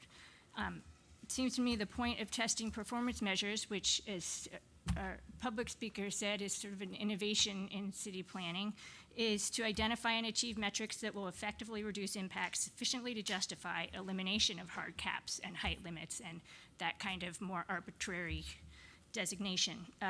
As such, the measure should correlate to the full range of specific impacts we want to manage better. And perhaps I hear everyone concerned about how we're going to arrive at final performance measures. Perhaps our role shouldn't be to define the specific performance measures, but rather to identify the range of impacts that we want them to address. And I do think that we need to specifically articulate those in whatever we put forward. In the other category, I think enforcement should be emphasized. Program L1.8.1, aka L12, is insufficient. The program should call for compliance oversight and strict penalties for failure to comply with code or required performance measures. And finally, basements, I think basement incentives create a lurking threat of illegal conversions. I think we should add a new program under the illegal conversions policy, which is, I think it's L3.2 point something, to scrutinize new projects with basement bedrooms for potential occupancy in excess of single-family residential density limits, as well as risk of illegal conversion to short-term rentals. The project cited in multiple public comments today is not the first, nor will it be the last, that simply doesn't pass the smell test for what we want in our single-family neighborhoods. There must be a mechanism in the comp plan for screening out such projects. And I have much more detailed comments in writing. I hope you all read them. Alex and then Jason. First, I just wanted to say I think that just listening to this and missing the last meeting, I really appreciate my subcommittee team. It's an impressive group of people who've put in an immense amount of work, I'm sure, as all of us have. And I just think we have a tiger by the tail here. I just wanted to say I agree with Hamilton about the all of the above. I think especially as a transitional mode to move from just the hard and fast cap into the direction of performance measures. I'm confused as to why the Stanford Research Project would not be included in caps or performance measures. And it struck me, and maybe there's just a lot I don't know because I haven't been doing this as long as many of you, but I would suggest that the hospital, the university, the research project, they all have a huge impact on our city and on our daily life. And they need to be included in some really clear way in the way we think about the future of our city. And it's not clear to me that that's captured in this. I wanted to add a particular addition to the reevaluation segment of the cumulative and downtown cap. It's on page 5. And I wanted to change where I thought it was a very creative idea to change it as a trigger to 67% of development. I just wanted to include the word of change 67% of proposed development. I thought if we wait until it's 67% of development, you're too far gone, and then you have other stuff in the pipeline, and it doesn't really affect things. But I thought the trigger should be the 67% of both completed and pipeline projects, and so I would just suggest that change. I also think we should include hotels in caps and development. Why would they not be a part of any development plan or cap or limit, given the limitations we have in the city? And I just want to agree with Jennifer and Hamilton on this. Housing versus affordable housing. I think the language in here needs to be strengthened significantly, that the inclusion of affordable housing needs to be the more prevalent discussion. And I just want to highlight this with a brief anecdote. If you were at the meeting last night, those of us who went, it had nothing to do with us, but it was good drama. It was this 2-hour conversation about the Lytton building. And one of the things that was really apparent was I kind of felt for the developer, because by the end of it, he'd spent 5 years on this thing, and he'd gotten passed by the ARB, and the city council just hammered him 8-1 and shut it down. And I realized there's some just mass confusion going on right now about the direction of the city. And what's true is the zoning laws, he passed all the zoning laws, but he didn't really fit into the vision of where the city wants to go. And it seems to me that the bigger issue here is we're behind. We're chasing change versus leading change. And I don't know, I feel like before we do anything relative to this discussion about basements, everyone in Palo Alto will have a basement in like 3 months, because that's how it works, right? You know, people see that, go, that's a great idea, and they dig a big hole and they have a room to rent out. So I think we're gonna have to figure out a way to move more quickly in responding to this. And last night was, I thought, was an interesting experience of that. Thank you. Jason, and then Adrian. One thing I wanted to do was to agree and back up Steve on saying, I think when we say that we don't know about which performance measures are the right ones, I think it's also true that we don't know which cap is the right cap.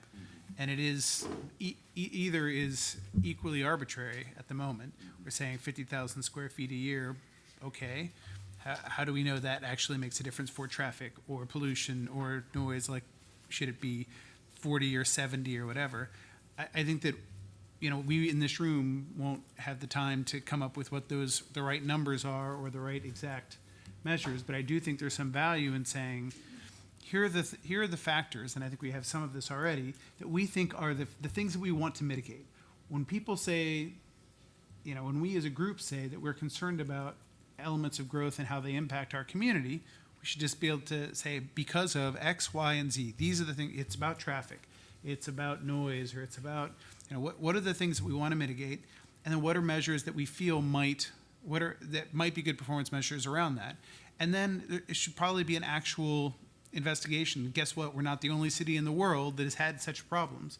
They're all around the world. People have tried to figure out, how do you measure and mitigate these things? Can we find good examples of performance measures we'd like to track, and then go after those and design towards them? And I feel like that actually helps people who are developers and such, who are trying to say, okay, before I start on this 5-year journey to try and do something, will I in the end get blocked? Well, if you have a sense of what are the performance measures that you're going to be measured on, you can get a sense of, well, I should probably really think about how my traffic impact can be reduced, think about these things, and you can at least give people a sense of what their risks might be, and as well help the city council and others in actually making sure that as things are implemented, they're done in a way that mitigate the things that concern us most.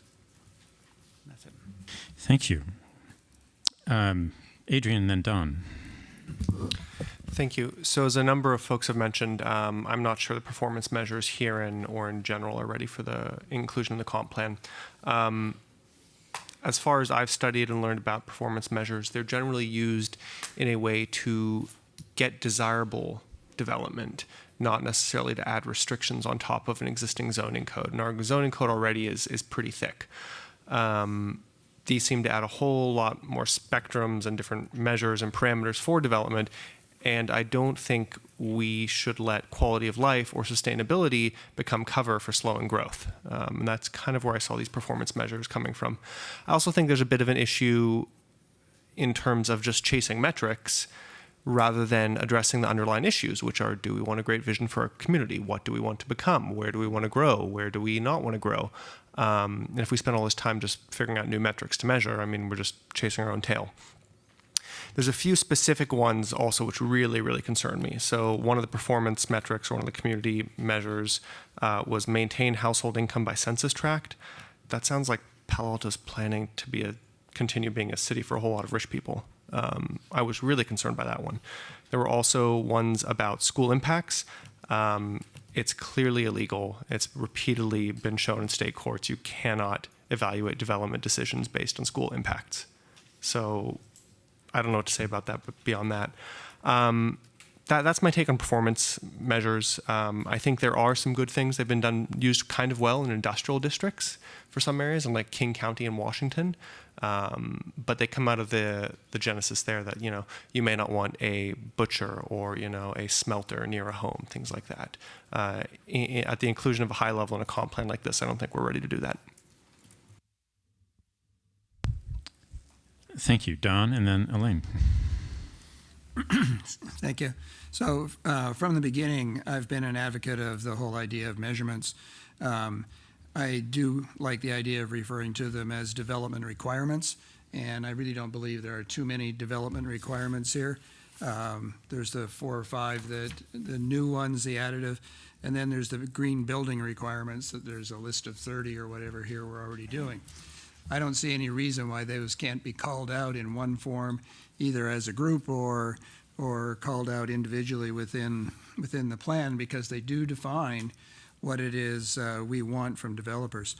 In terms of what I'll call community quality measures, again, I don't think there's too many. There's only 10 listed here. I might argue, as people have, with whether schools or income or whatever should be in the list. But you can't, you're never going to control what you don't measure. And I think we need to start measuring some of these things as community quality measures, if nothing else, to get a baseline. If we debate what they are for the next 5 years and then decide to start collecting, we're going to have missed the opportunity to collect a baseline and understand. So maybe we don't have to put them in place as something that we violently use, but put them in something place that helps us understand and learn about our community. I totally agree with the all of the above strategy. In the short term, keep some cap in place so that we don't have explosion, but in the meantime, collect some measurements that we can understand. I do disagree that it should be for the whole 15-year period. I think, in fact, we could come up with agreeable measures after some defined period of time that didn't have to wait for the full 15 years. I do see the measures also, Hillary, the requirement or suggestion and obvious impetus is to find a way to get SCAP and what we're doing here to come together. I think these measures could be an opportunity for us to show the integration, because the SCAP has measures and we have measures, and they're consistent. And I think that works. But I think measures that eventually eliminate the caps would make sense. On the coordinated area plans, I just want to comment that that 4.2.1 defines the El Camino coordinated plan, and 4.2.3 defines the Fries one. Arthur helped me one night when we were talking about coordinated area plans, that a coordinated area plan is a thing. It's not something here and something there, and sometimes bigger, sometimes smaller. It's a thing. I think one of the policies here should be to say there should be a coordinated area plan. You define it in here or not define it in here, and then another policy or program should list El Camino and Fries and Cal Avenue and downtown and whatever, and let's let council decide which ones they can afford to fund and move ahead with and whatever, rather than us making that decision now. But I agree with earlier comments that downtown and Cal Avenue deserve that kind of consideration. In the current writing, both the description of the comp plan that you would have for Fries and the description of the comp plan you would have for El Camino are two different things. There are two different descriptions here, and I think Arthur would agree that they should be, a plan's a plan, and so it should be consistent. as a out of the blue, total different approach. By the way, really think that the only regional center we have is Stanford. I think it's causing us to think improperly about downtown and University Avenue by calling it regional as opposed to multi-neighborhood. I think what it's used for, what the people that come there, the kind of businesses that are there, the kind of development we want in terms of retail, the kind of development we want to protect, is not regional. I want to say in general that I would really like to make sure that as we finish this off, and I agree it's not finished, that we put in more of what we want, affordable housing or whatever else we agree we want, and put in less of what we don't want. I think we spend too much time on let's make sure we define all the things we don't want as opposed to the things we do want. I do want to say a comment about last night's council. I was very disappointed that one council member thought that the 2 years that we're spending on this, that our job was just simply to tweak the old plan. I thought the mayor was very articulate in answering that by saying he really thought the circumstances had changed substantially and that it deserved more than just a tweak, and I hope we're not sitting here just tweak. And I want to say one more thing. Somebody said sustainability is a bad word.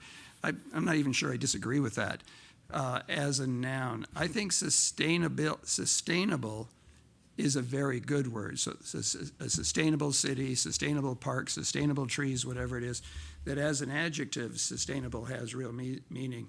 And I think that the comment, and I'm agreeing with the comment about sustainability has lost its meaning maybe, but sustainable does have real meaning. Thank you. Thank you. Elaine, and then Mark. So I want to spend most of my comments highlighting two things that I think have been omitted from the plan, and I think we really need to surface those and present those as alternatives or elements of different policies to council. So the biggest one, which Steve has already mentioned, is really to, and Don just mentioned, is really to surface the downtown area and the California Avenue area, along with Fry's, not just Fry's, but the whole California Avenue area, as well as almost all of ECR, El Camino, not just South El Camino Real. Those all need to have coordinated area plans, at least listed under policy L 4.2.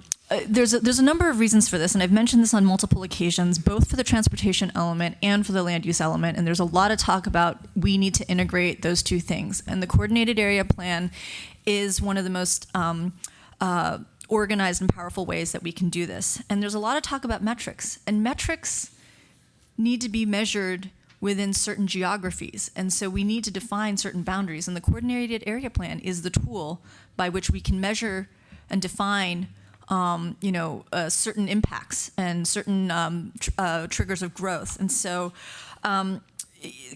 we really need to put downtown University Avenue, California Avenue back into policy L.4.2, either as programs, again, up to council and future staff members to determine whether they have the bandwidth to put that in to tackle these things, but as part of a long-range 15-year vision to exclude the downtown area and the California Avenue area, which are, after Stanford Research Park, are major economic engines and hubs, and to not be able to plan for housing, retail, community services in a coordinated way, and to be able to measure impacts, specifically traffic. I think that that would be a huge oversight on our part, and we would have wasted 2 years just not doing the right thing. Plus, this is a tool that the neighboring cities have used, so we don't really need to look very far. Mountain View already does this. They have 37 precise plans, and maybe that's too many, but we don't really even have. We have maybe 1.5 coordinated area plans.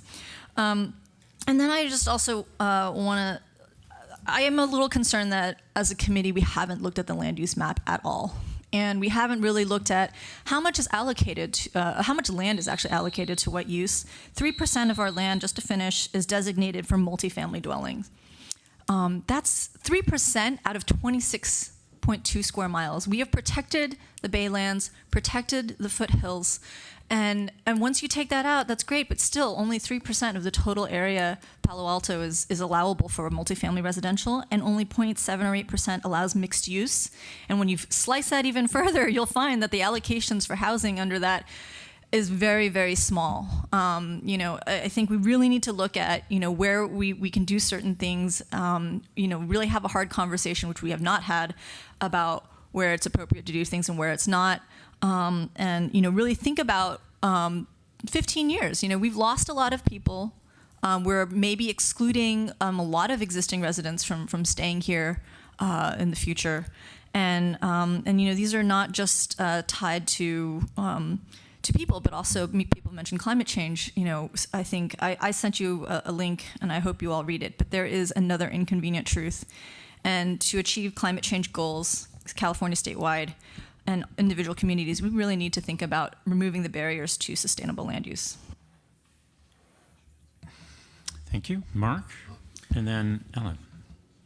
Yeah, a lot of the issues that I want to talk about have been mentioned. So for the options, I do agree with a lot of the speakers that it's very hard to have very hard objective options or measuring metrics to measure what the development is and when to apply these metrics and like that. As for the basements that have been talked about earlier, maybe we should also have a depth of how far how deep a basement can be. I mean, having a 2-3 level type basements, I think that's ridiculous in a residential area. Besides, it's to ventilate the whole multi-level basement is a major energy consumption, adding to the carbon footprint.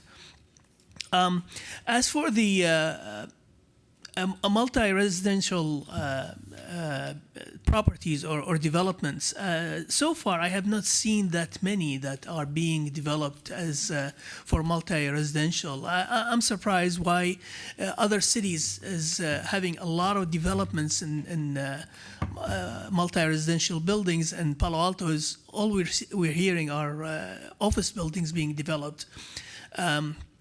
So whatever we have in the future for development of South El Camino and California Avenue should have retail on the ground floor and all multi-residential for the following stories about that. That's basically what I wanted to cover. Thank you. Thank you. Ellen, and then Julia. Well, I thank everybody. I think I've gotten 2 minutes worth of ideas of what performance plans would be and what caps would be, and it's very helpful that we are discussing this. And that's so. I really do see that you haven't finished the job of what you need to do, and you need to keep having meetings with your committee there. I did come up with the idea that performance standards are an ideal thing to do a real pilot program of 2 or 3 select areas that you want to test out to see. And this takes very careful design that it covers the area and something that you want to follow through, and you ought to know what you want out of the statistics and how you're going to use them. That I see so many studies that end up with just lots of numbers that get filed away, and people don't understand them or read them or put them to use. So I think we've got a wonderful opportunity to do good pilot studies for something that might be very, very beneficial to Palo Alto in the next 10, 15 years. So. Thank you. Julia. And then Lydia. Like Ellen said, I think there have been so many great comments tonight. I would strongly agree with Steve that it's the impact of growth that we should be looking at. not growth as a whole. And with that, listening to what Jason was saying about what exactly, should we be measuring and focusing on those goals, I think that,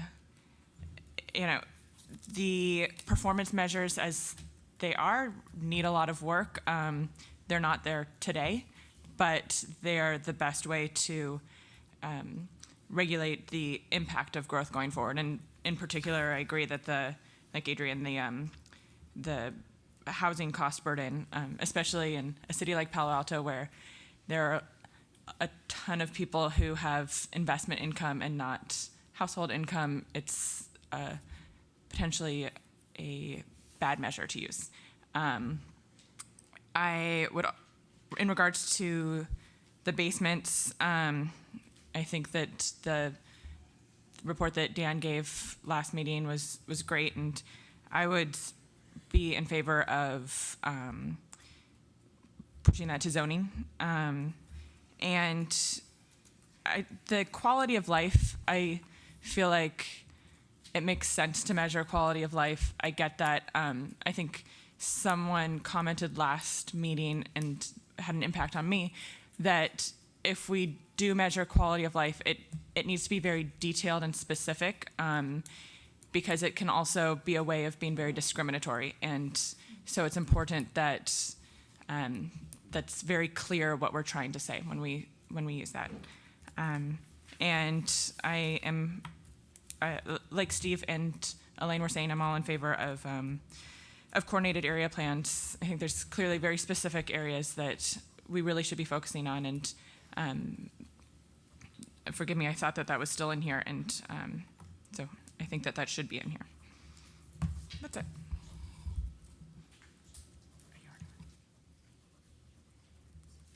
I apologize. Lydia, and then Heidi. Thanks. So on, in terms of metrics, I completely agree with Dawn and everybody else here that I agree that we do need to have some sort of way to evaluate and measure the growth that we've been experiencing and not just leave it to aspirational goals. So in terms of the desired approach that is on table 1, I agree with Jennifer that we do want to monitor as well residential development. But I wanted to move it a further step in terms of actually having measurements to monitor both market rate as well as low income. Then also I noticed that in the that we go forward into re-evaluation, but I don't see any place that has enforcement or compliance in this growth management. So I think that would be great if we could add that in. Additionally, I noticed that in the performance measures for community performance measures, number 2, it just measures the VMT. And I thought that we had agreed in the previous conversation that we were going to add in the LOS to measure local impacts for traffic. On the development measures, I do agree with Don and Hamilton to change it to development requirements. And also under B, I'd like to add into the loss of smaller homes such as cottages and existing ADUs. So any single-family homes that's looking to build new and demolish, they shouldn't be demolishing the ADU. Also to add in item number E, requiring these multi-development residential properties to include sufficient parking.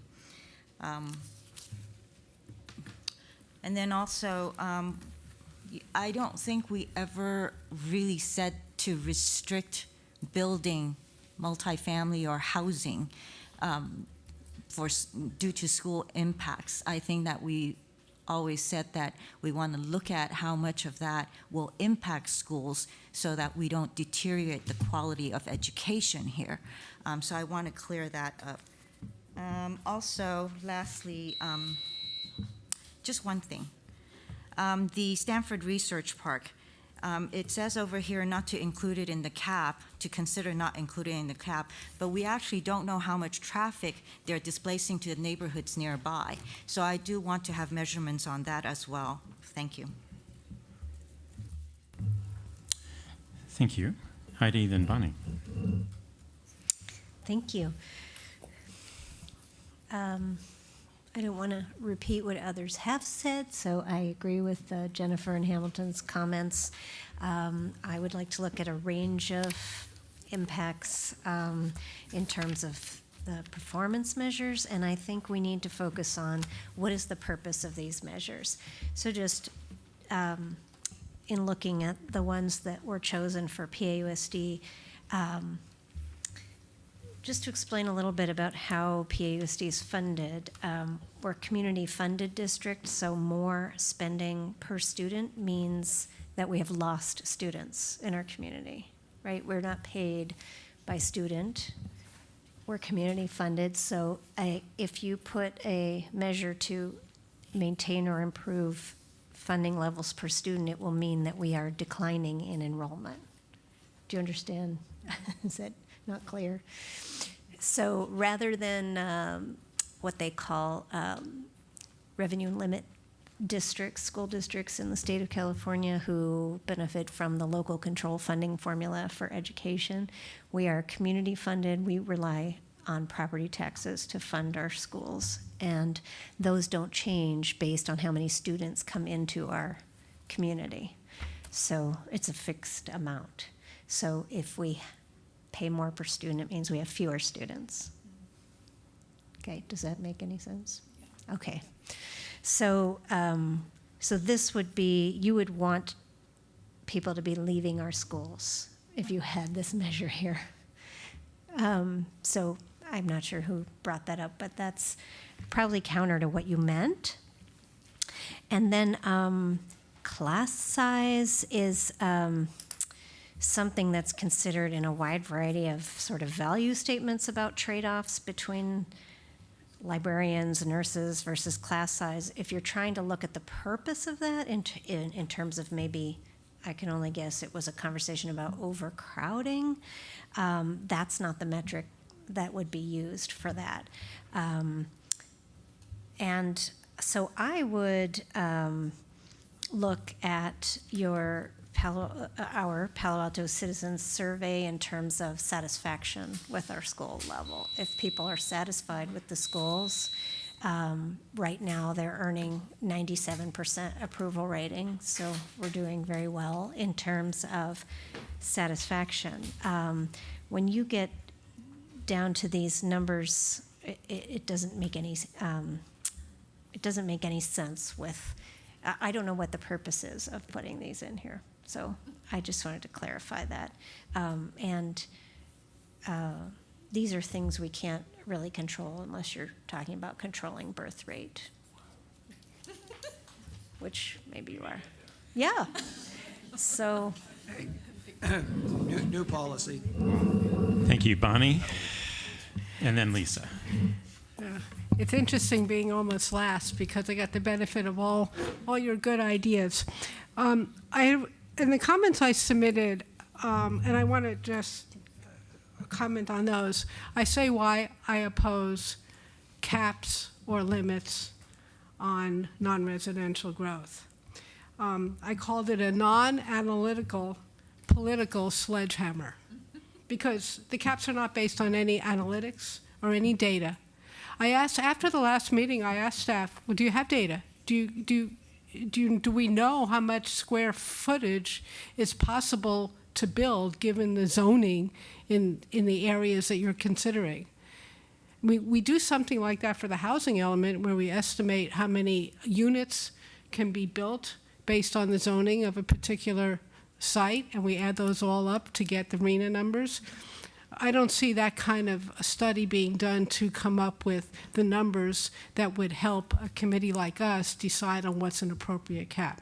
So we don't have the ability to decide on numbers. But the things that we want to control, like traffic and greenhouse gases, we address that in the transportation element. If those things come to pass, a lot of the things that were triggering the initial limit on non-residential, on commercial growth that's in the existing plan, that was all based on traffic.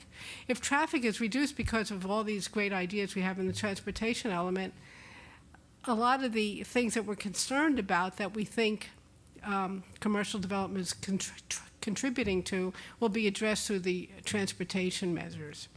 But other things we could do, other than a cap, we can address our concerns about the jobs, housing, and balance, having more housing, by looking at the zoning code, changing the FAR, for example, but making a smaller, easier to build more residences in the downtown area, wherever we want them, by allowing a greater floor area ratio for residences would get you that, and then the counter would be you would reduce commercial development. So indirectly, you could put a limit on growth without having an arbitrary cap. And I'm saying there are other tools to manage growth rather than these political sledgehammers. But I think Elaine hit on a great way to deal with, to deal with the issue of measuring all these. So we've been talking about measurements on a community-wide basis versus the measurements that apply to a development. But most of us have been commenting on these community-wide measures. If we look at it in the context of a coordinated area plan, and we have certain measures, and somebody in some committee decides, well, when these measures reach a certain point, then we might look at evaluating growth, managing growth with some kind of number, but not before. Don't create a cap and then have measures. Have measures which may or may not generate a discussion at the council level for instituting a cap in a certain area of town. So what I've heard from the discussion here is that maybe we can turn this all around by putting the metrics first, and maybe if you really need to have a cap, if it makes the politicians happy, saying, oh, we're doing something, then they do it. But the cap, by the way, should not include conversions, because what does that accomplish? It should only include new net square feet, and it should, I don't know if it should include hotels. I don't have enough information about that. If you're looking at a coordinated area plan, you would get more information about whether there should be hotels there or not. We need to fine tune this instead of having these broad-based sledgehammers. So I think I'm way above my time, so I will stop. Thank you. Lisa, and then Arthur, and then myself, and then I'll conclude it. So a couple things, and more going back to kind of similar to what Hamilton said, what I care most about in all of this.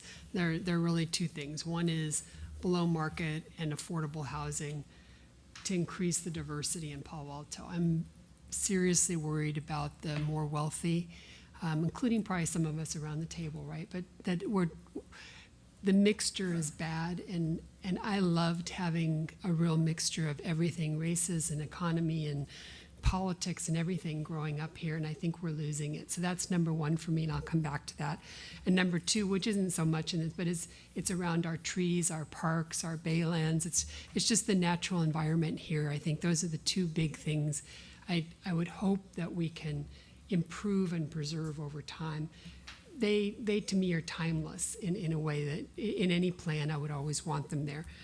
On the below market, we've talked about this. I think anything we decide to do around height limits, density, I think multifamily units is a really good way to do that. It has to make monetary sense to developers, but there should be something in it for the city, is we should only allow those kinds of things when it's getting to those goals.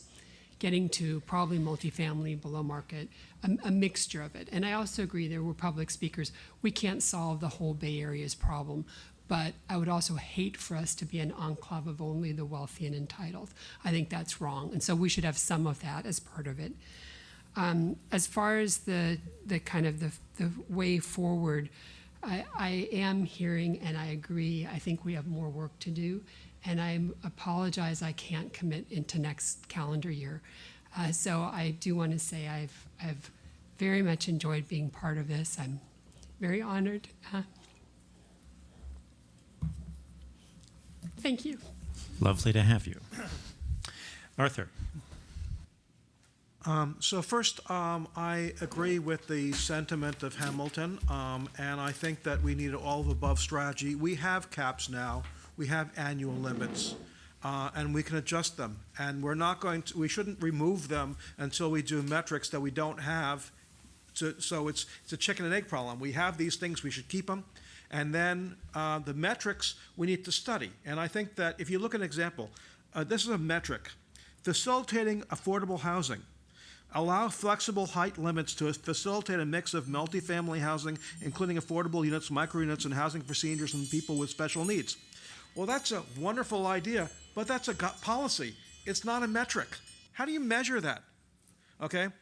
I agree with the idea of having these as as the development performance measures as being development requirements. Our zoning rules have numeric rules, and they also have compatibility standards. We've been focusing for years on development rules and ignoring the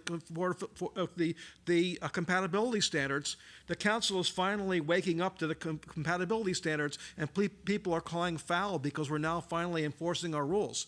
We will add to those, I hope, thanks to the suggestion of Don, these development requirements, and they should be added, but I don't think we're ready for them. The problem with the community performance measures is they're not clear how measurable they are, but they don't have goals associated with them. If you don't have a goal associated with it, you can't tell whether you're ahead or behind or how you are in reaching that. So they can't have that until that. And we can't have them there. We need to study this further. We have a bicycle pedestrian plan. We have Baylands master plan. We have a urban forest master plan. We should do a similar detailed study for the performance metrics. We can, however, have policies and programs associated with how we use these metrics and what kind of examples of metrics would be. But to put this set of metrics in the comp plan, I think would be a grave mistake. With respect to the Stanford Research Park excluding, it's not just a trip cap. It's also level of service on key intersections along Charleston or Astero Road and along Page Mill Road. Those are important. And also how long it takes to traverse those corridors. That's part of it. We've been growing the Stanford Research Park. There are developments going on now for which there are TDMs that aren't really measured. Finally, in terms of coordinator plans, I don't have a problem with extra coordinator plans thrown in, but FRIES is urgently needed because development is pending, and the South El Camino Real has been pending since the 1998 comp plan, so that's long overdue. So let me respond finally to some of the comments that are made about the school district and school impacts. It is illegal under state law to consider school impacts as part of the decision as to whether or not to approve a specific project. It is, however, not illegal and is encouraged, I think, and it was on our existing comp plan, to consider school impacts as part of zoning changes, as part of rezonings, and as part of the comp plan process. That is when you consider school impacts. And the school district funding is not fixed. It goes up every year with increases in property tax. There was a mistake this year in terms of counting property tax that didn't exist because of exemptions, but it does go up each year. And the question is whether school enrollment exceeds the rate of growth of property tax or school enrollment is slower than the increase of rate in property tax as adjusted by inflation. And satisfaction is what we call in economics a trailing indicator. A leading indicator are things like school capacity, overcrowding, class sizes. Those are leading indicators because that leads to the satisfaction comes, dissatisfaction comes later on. So we need to focus on leading indicators, not trailing indicators. Thank you. Thank you. I don't think I'm going to be able to offer anything else that hasn't been said on these various topics of growth and its management. But I would like to talk about a couple of other things, one briefly and one longer. My sense is that the draft that we have includes quite a number of things that have been expressed and is missing quite a number of other things that have been expressed but haven't been captured. And there hasn't been an opportunity to consolidate that in some way. As just one example, and I don't mean to harp on it, forgive me, Shani. There's some things, the concern about birds and their interaction with buildings and things is a real concern. The city of San Francisco includes that in their zoning, but it's not a part of their comp plan, as a way of an example. The topic of basements, I think you all know my feelings on that. I'll mention just two things with that. The comp plan doesn't address garages, how many garages there needs to be on a block. It doesn't address living rooms. It doesn't address occupancies, how many bedrooms there should be in the R1 zone. Basement is a use. It is appropriately addressed in the zoning as opposed to the comp plan. The issues that may affect basements and other things are appropriate in the comp plan. And I'm saying this not as a way of trying to diminish the importance of this conversation, because it's a very important one, and there are real impacts there that need to be mitigated or eliminated if that's possible. I too sat through the conversation, the council's conversation last night of the item that came before ours on the review of the building on Lytton. And I had begun to recognize that I was seeing in a certain way the future of Palo Alto. And I don't mean that in the physical manifestation of that future. What I began to realize, much to Alex's comment, was that there is this problem with people that are trying to do work, not understanding what needs to be done, and there is nothing that controls or manages that. The theory of the process that exists in Palo Alto today and throughout almost all of America is that you have zoning, you have building, or you have building ordinances, you have zoning laws, and they create broad rules by which to operate over large pieces of land. The details are worked out through not rules, but forums. In our community, we call them commissions and architectural review boards to figure out what the details are, because the zoning never is specific enough to deal with every circumstance. And I've spoken to this before, the community, we can no longer talk in broad generalizations about things. Every corner is different and every corner is unique. If I'm a block from the train station versus at the train station, it's a completely different set of requirements that has to be understood. There is no way that zoning can ever address all of those issues and those details. There is no way for the comprehensive plan to do that either, because it literally has to be done block by block. The only thing that does allow us to do that in a broad, general way is by using area plans. Form code can often be used. It only exists in Palo Alto in one place, and that's around the pedestrian transit area at California Avenue, but it's only an option if the applicant doesn't want to employ it, they don't have to. But that allows us as a community to define almost exactly height, sizes, shapes, locations of doorways, locations of driveways, down to a very fine and minute place. And it is with the city telling the people how they can actually develop that you can avoid some of the things that Alex was talking about, where somebody has been in the pipeline for 5 years, thinks that they're doing the right thing, and only to find out that they're not. But it makes the city tremendously responsible for what it is it's supposed to do. I don't know any other way, any other tool other than going through plans that allow us to do that. And I think we need to focus on the places where the places that have the largest impact to us. I agree with Arthur. Fries, priority. South Palo Alto, priority. It's been on the books for a while.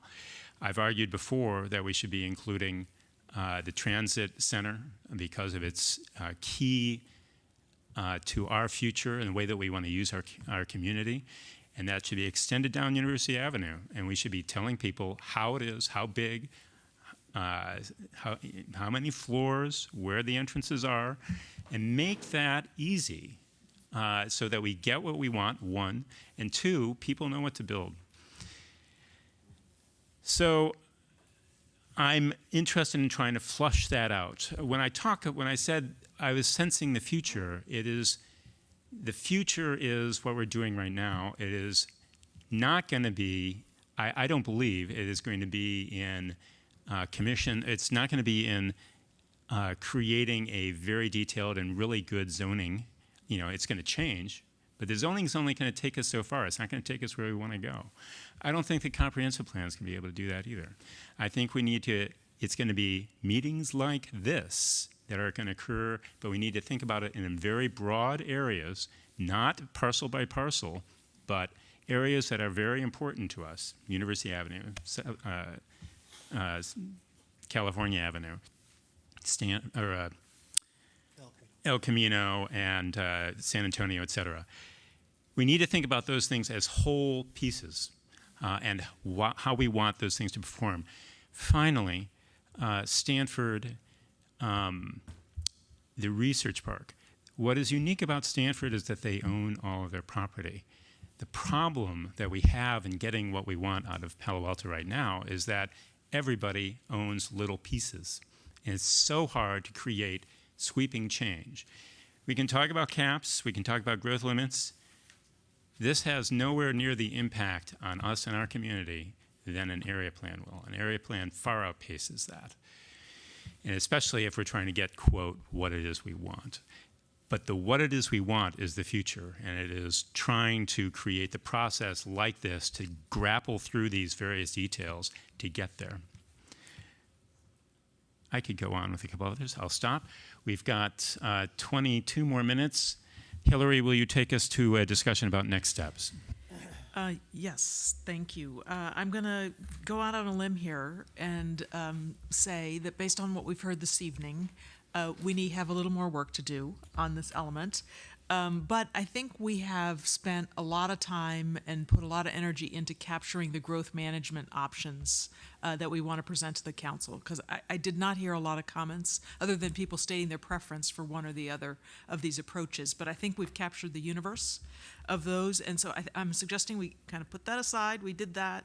And we really try and focus on a handful of big issues that have been raised by a number of you this evening in some final changes to this draft.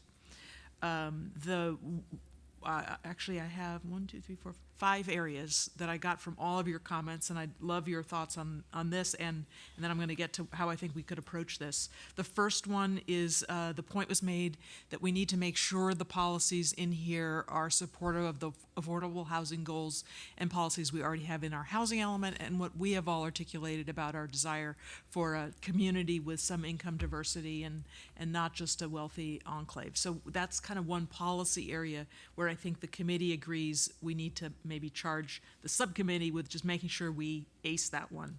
Another topic would be the urban forest. I mean, we have this value in Palo Alto around our urban forest. We're hearing from the advocates and from some of you. We didn't ace that one yet. We need to ace it. Number 3, the suggestion that we haven't yet fully realized the opportunities posed by these coordinated area plans, so a follow-on action that would look much closer detailed to geographic areas of the city. Easy to do. Let's just put in a program or policy and ace it. Number 4, basements. I'm going to suggest that we are never going to get to consensus on basements, and we should charge our subcommittee with coming up with some options on basements, whether it's policies or programs, frame what some of the options are. This is something we're going to have to defer to the council as some different ideas. And number 5, and this is really the hard one, the performance measures.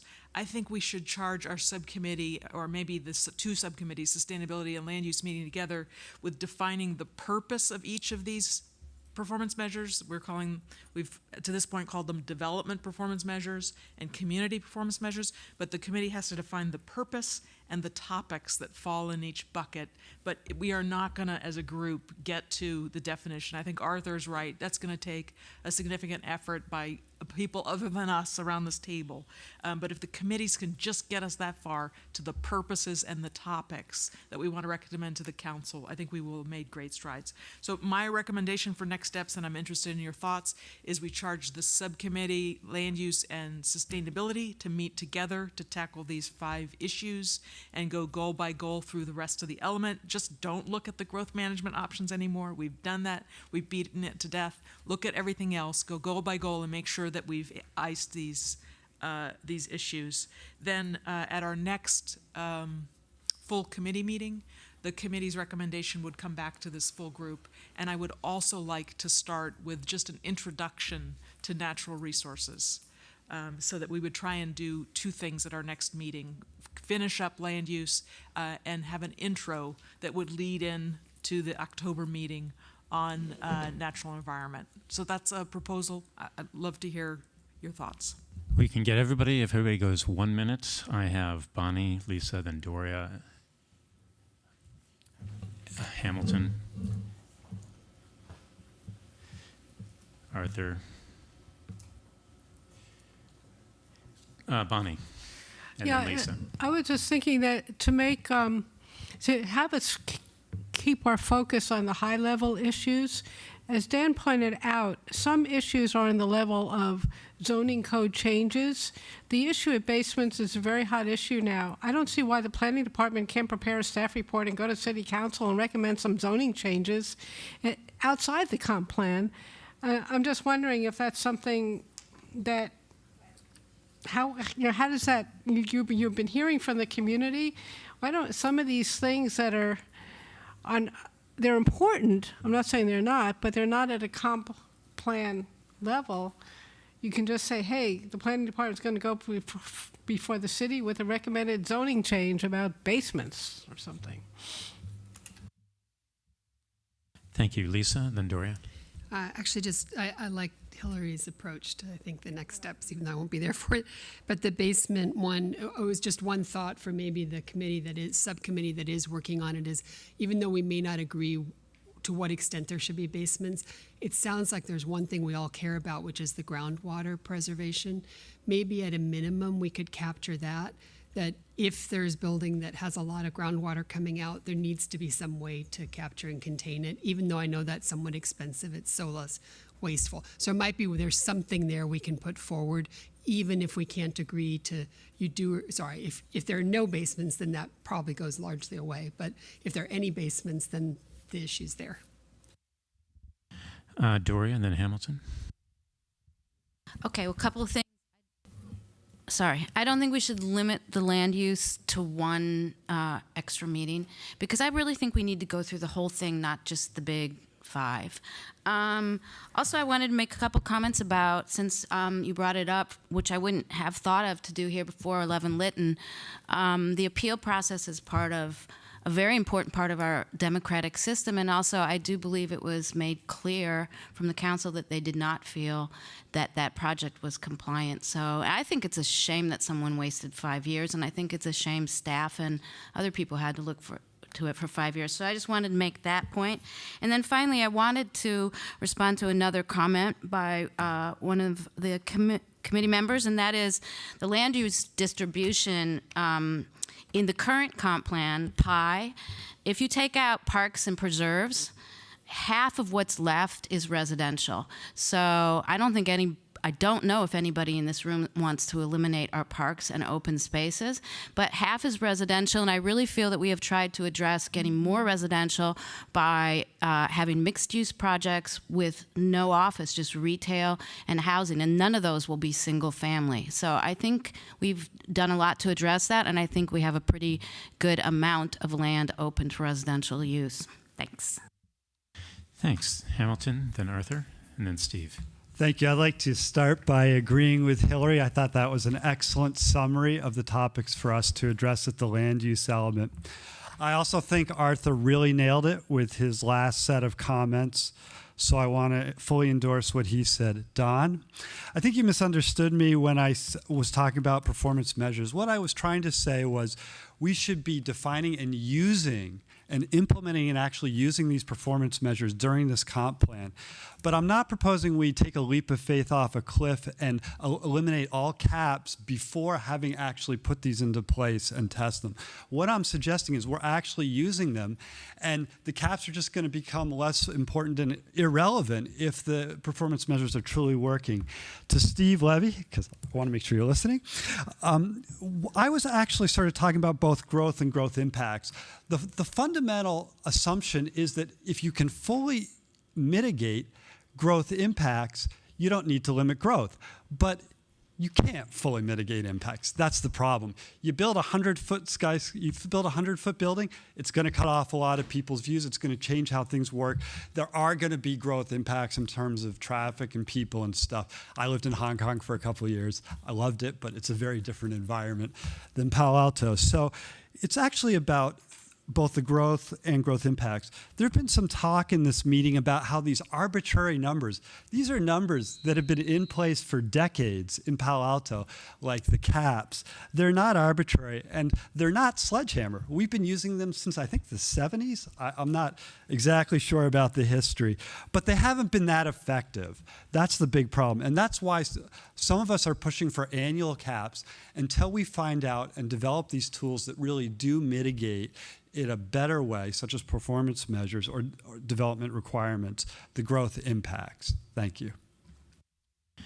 Thanks. Arthur, then Steve, then Amy. Anyone else? So firstly, I think that basements should be handled by a program to create a zoning ordinance on it, and that's it. We don't need to make a decision on that, just a program saying, do it, and do something, whatever that zoning ordinance should say. Secondly, I think we have a confusion because single-family residential land use includes low-density residential, namely R2 and RMD.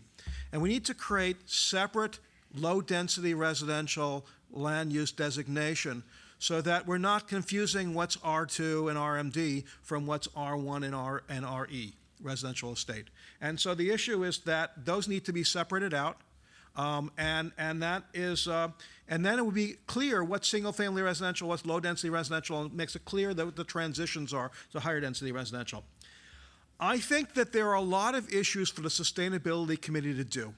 Only one of those things involves some consideration of these performance measures.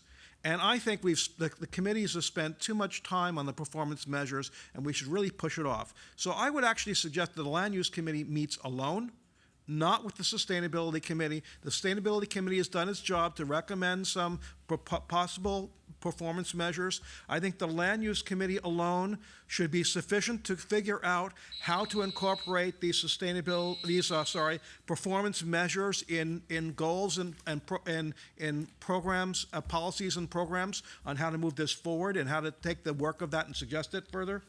And finally, I think that these things, the problem is that we need to basically come up with, in policies and programs, the idea of creating measurable performance metrics. And we should start measuring the ones. I agree with Don that staff can go ahead and start measuring proposed metrics so that when the study is done to figure out what the metrics should be, we have some examples of the metrics and see how well they're being measured. Thank you.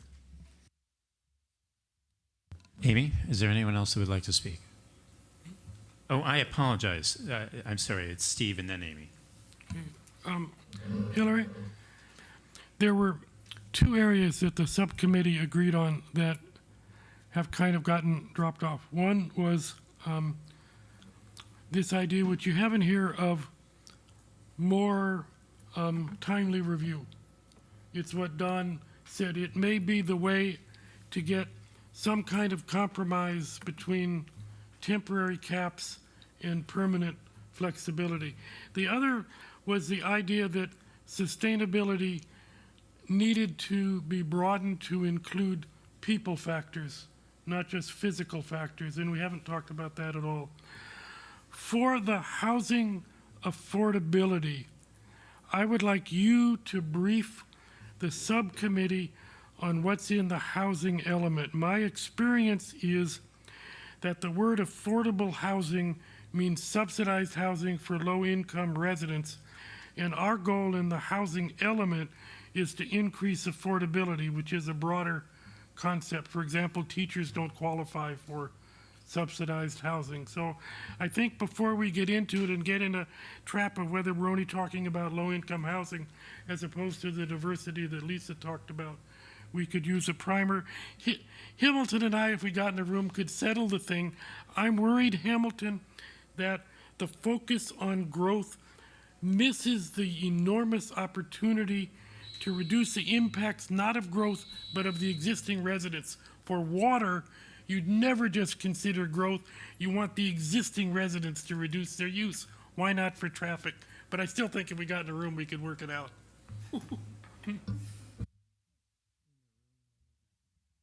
Thank you. Amy and then Shani, and I believe that's our last speaker unless somebody else wants to raise their paddle. Go ahead, Amy. Thank you. So yes, actually, thank you to Steve for clarifying that. Affordability is to broaden the population that can afford the property in Palo Alto. And if I can circle back to Heidi's comments, our school is supported by property tax. So it is collectively of what city collects that provides for our streets and pavements and all sorts of repairment, and that also supports our schools, and that makes our school, so outstanding. I also hear that we wanted to have these metrics and the measurement because we can achieve goals. And I am sitting here wondering, this is something is new, and then if we wanted to, implement it, it looks like, we should implement it, in parallel with the cap. But I wonder, what does the cap achieve? What kind of goals that having the cap it actually receive? Maybe is it like implicit the goals that is embedded there, but it's not articulated out. So in that sense, that having a measurement like down supported, that we need to have a measurement that is based on data. Can I just finish real quickly? I believe that fresh site is really overdue, is important. However, the California and University Avenue in California, the area plan is equally important because that is to build for the future and not to catch up. Thank you. Shani. Thank you for putting together the list. I think it's pretty good. I'm not sure how much we can do on the basements beyond what Arthur says, which is get you to start working on it and solve all these issues. So I'm not sure we need to spend a lot of time on it. I think it's urgent also, and we don't want to wait until this plan is finished before we start acting on it, and the city should really do something quicker. The airport, I think we asked for more information. I don't know enough about it to understand if what we have is good enough or not. I know they're going into compliance issues now, trying to figure out a master plan. Would be nice to have more information on that. And I agree with Doria that there is other things that still need to be polished, and it would be good to have time for that as well in the meeting. So not just look at these 5 issues or 4 issues if basements are taken offline, but still have time for looking at all the comments on specific policies and looking at where there are conflicts that maybe need to be flushed out, and when it's just a small tweak that would probably not cause any conflicts and should just be, the language should be cleaned up a little bit. Jason, the last word. Sorry. I did want to make sure, well, just to add to the voices around saying that it seems like the idea around saying let's look at specific areas, as you had said, Dan, seems to be a very good answer for a bunch of the issues. Saying how do we have coordinated area plans for the most important areas that really address the fact that a bunch of the concerns that people have are very different by region, and it seems like if we can make sure that we have that come out as at least something to just as a potential recommendation, that would be very valuable. I think that's it. Remarkably. I think we have the next thing on our agenda is feedback for continuous improvement. If any of you have anything,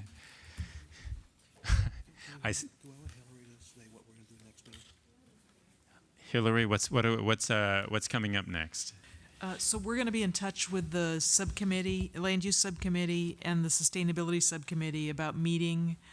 And I know there's a difference of opinion about whether they should meet together, but we're going to convene land use subcommittee and invite the sustainability subcommittee members to join in to talk about the issues we've discussed and go goal by goal through the land use element one more time.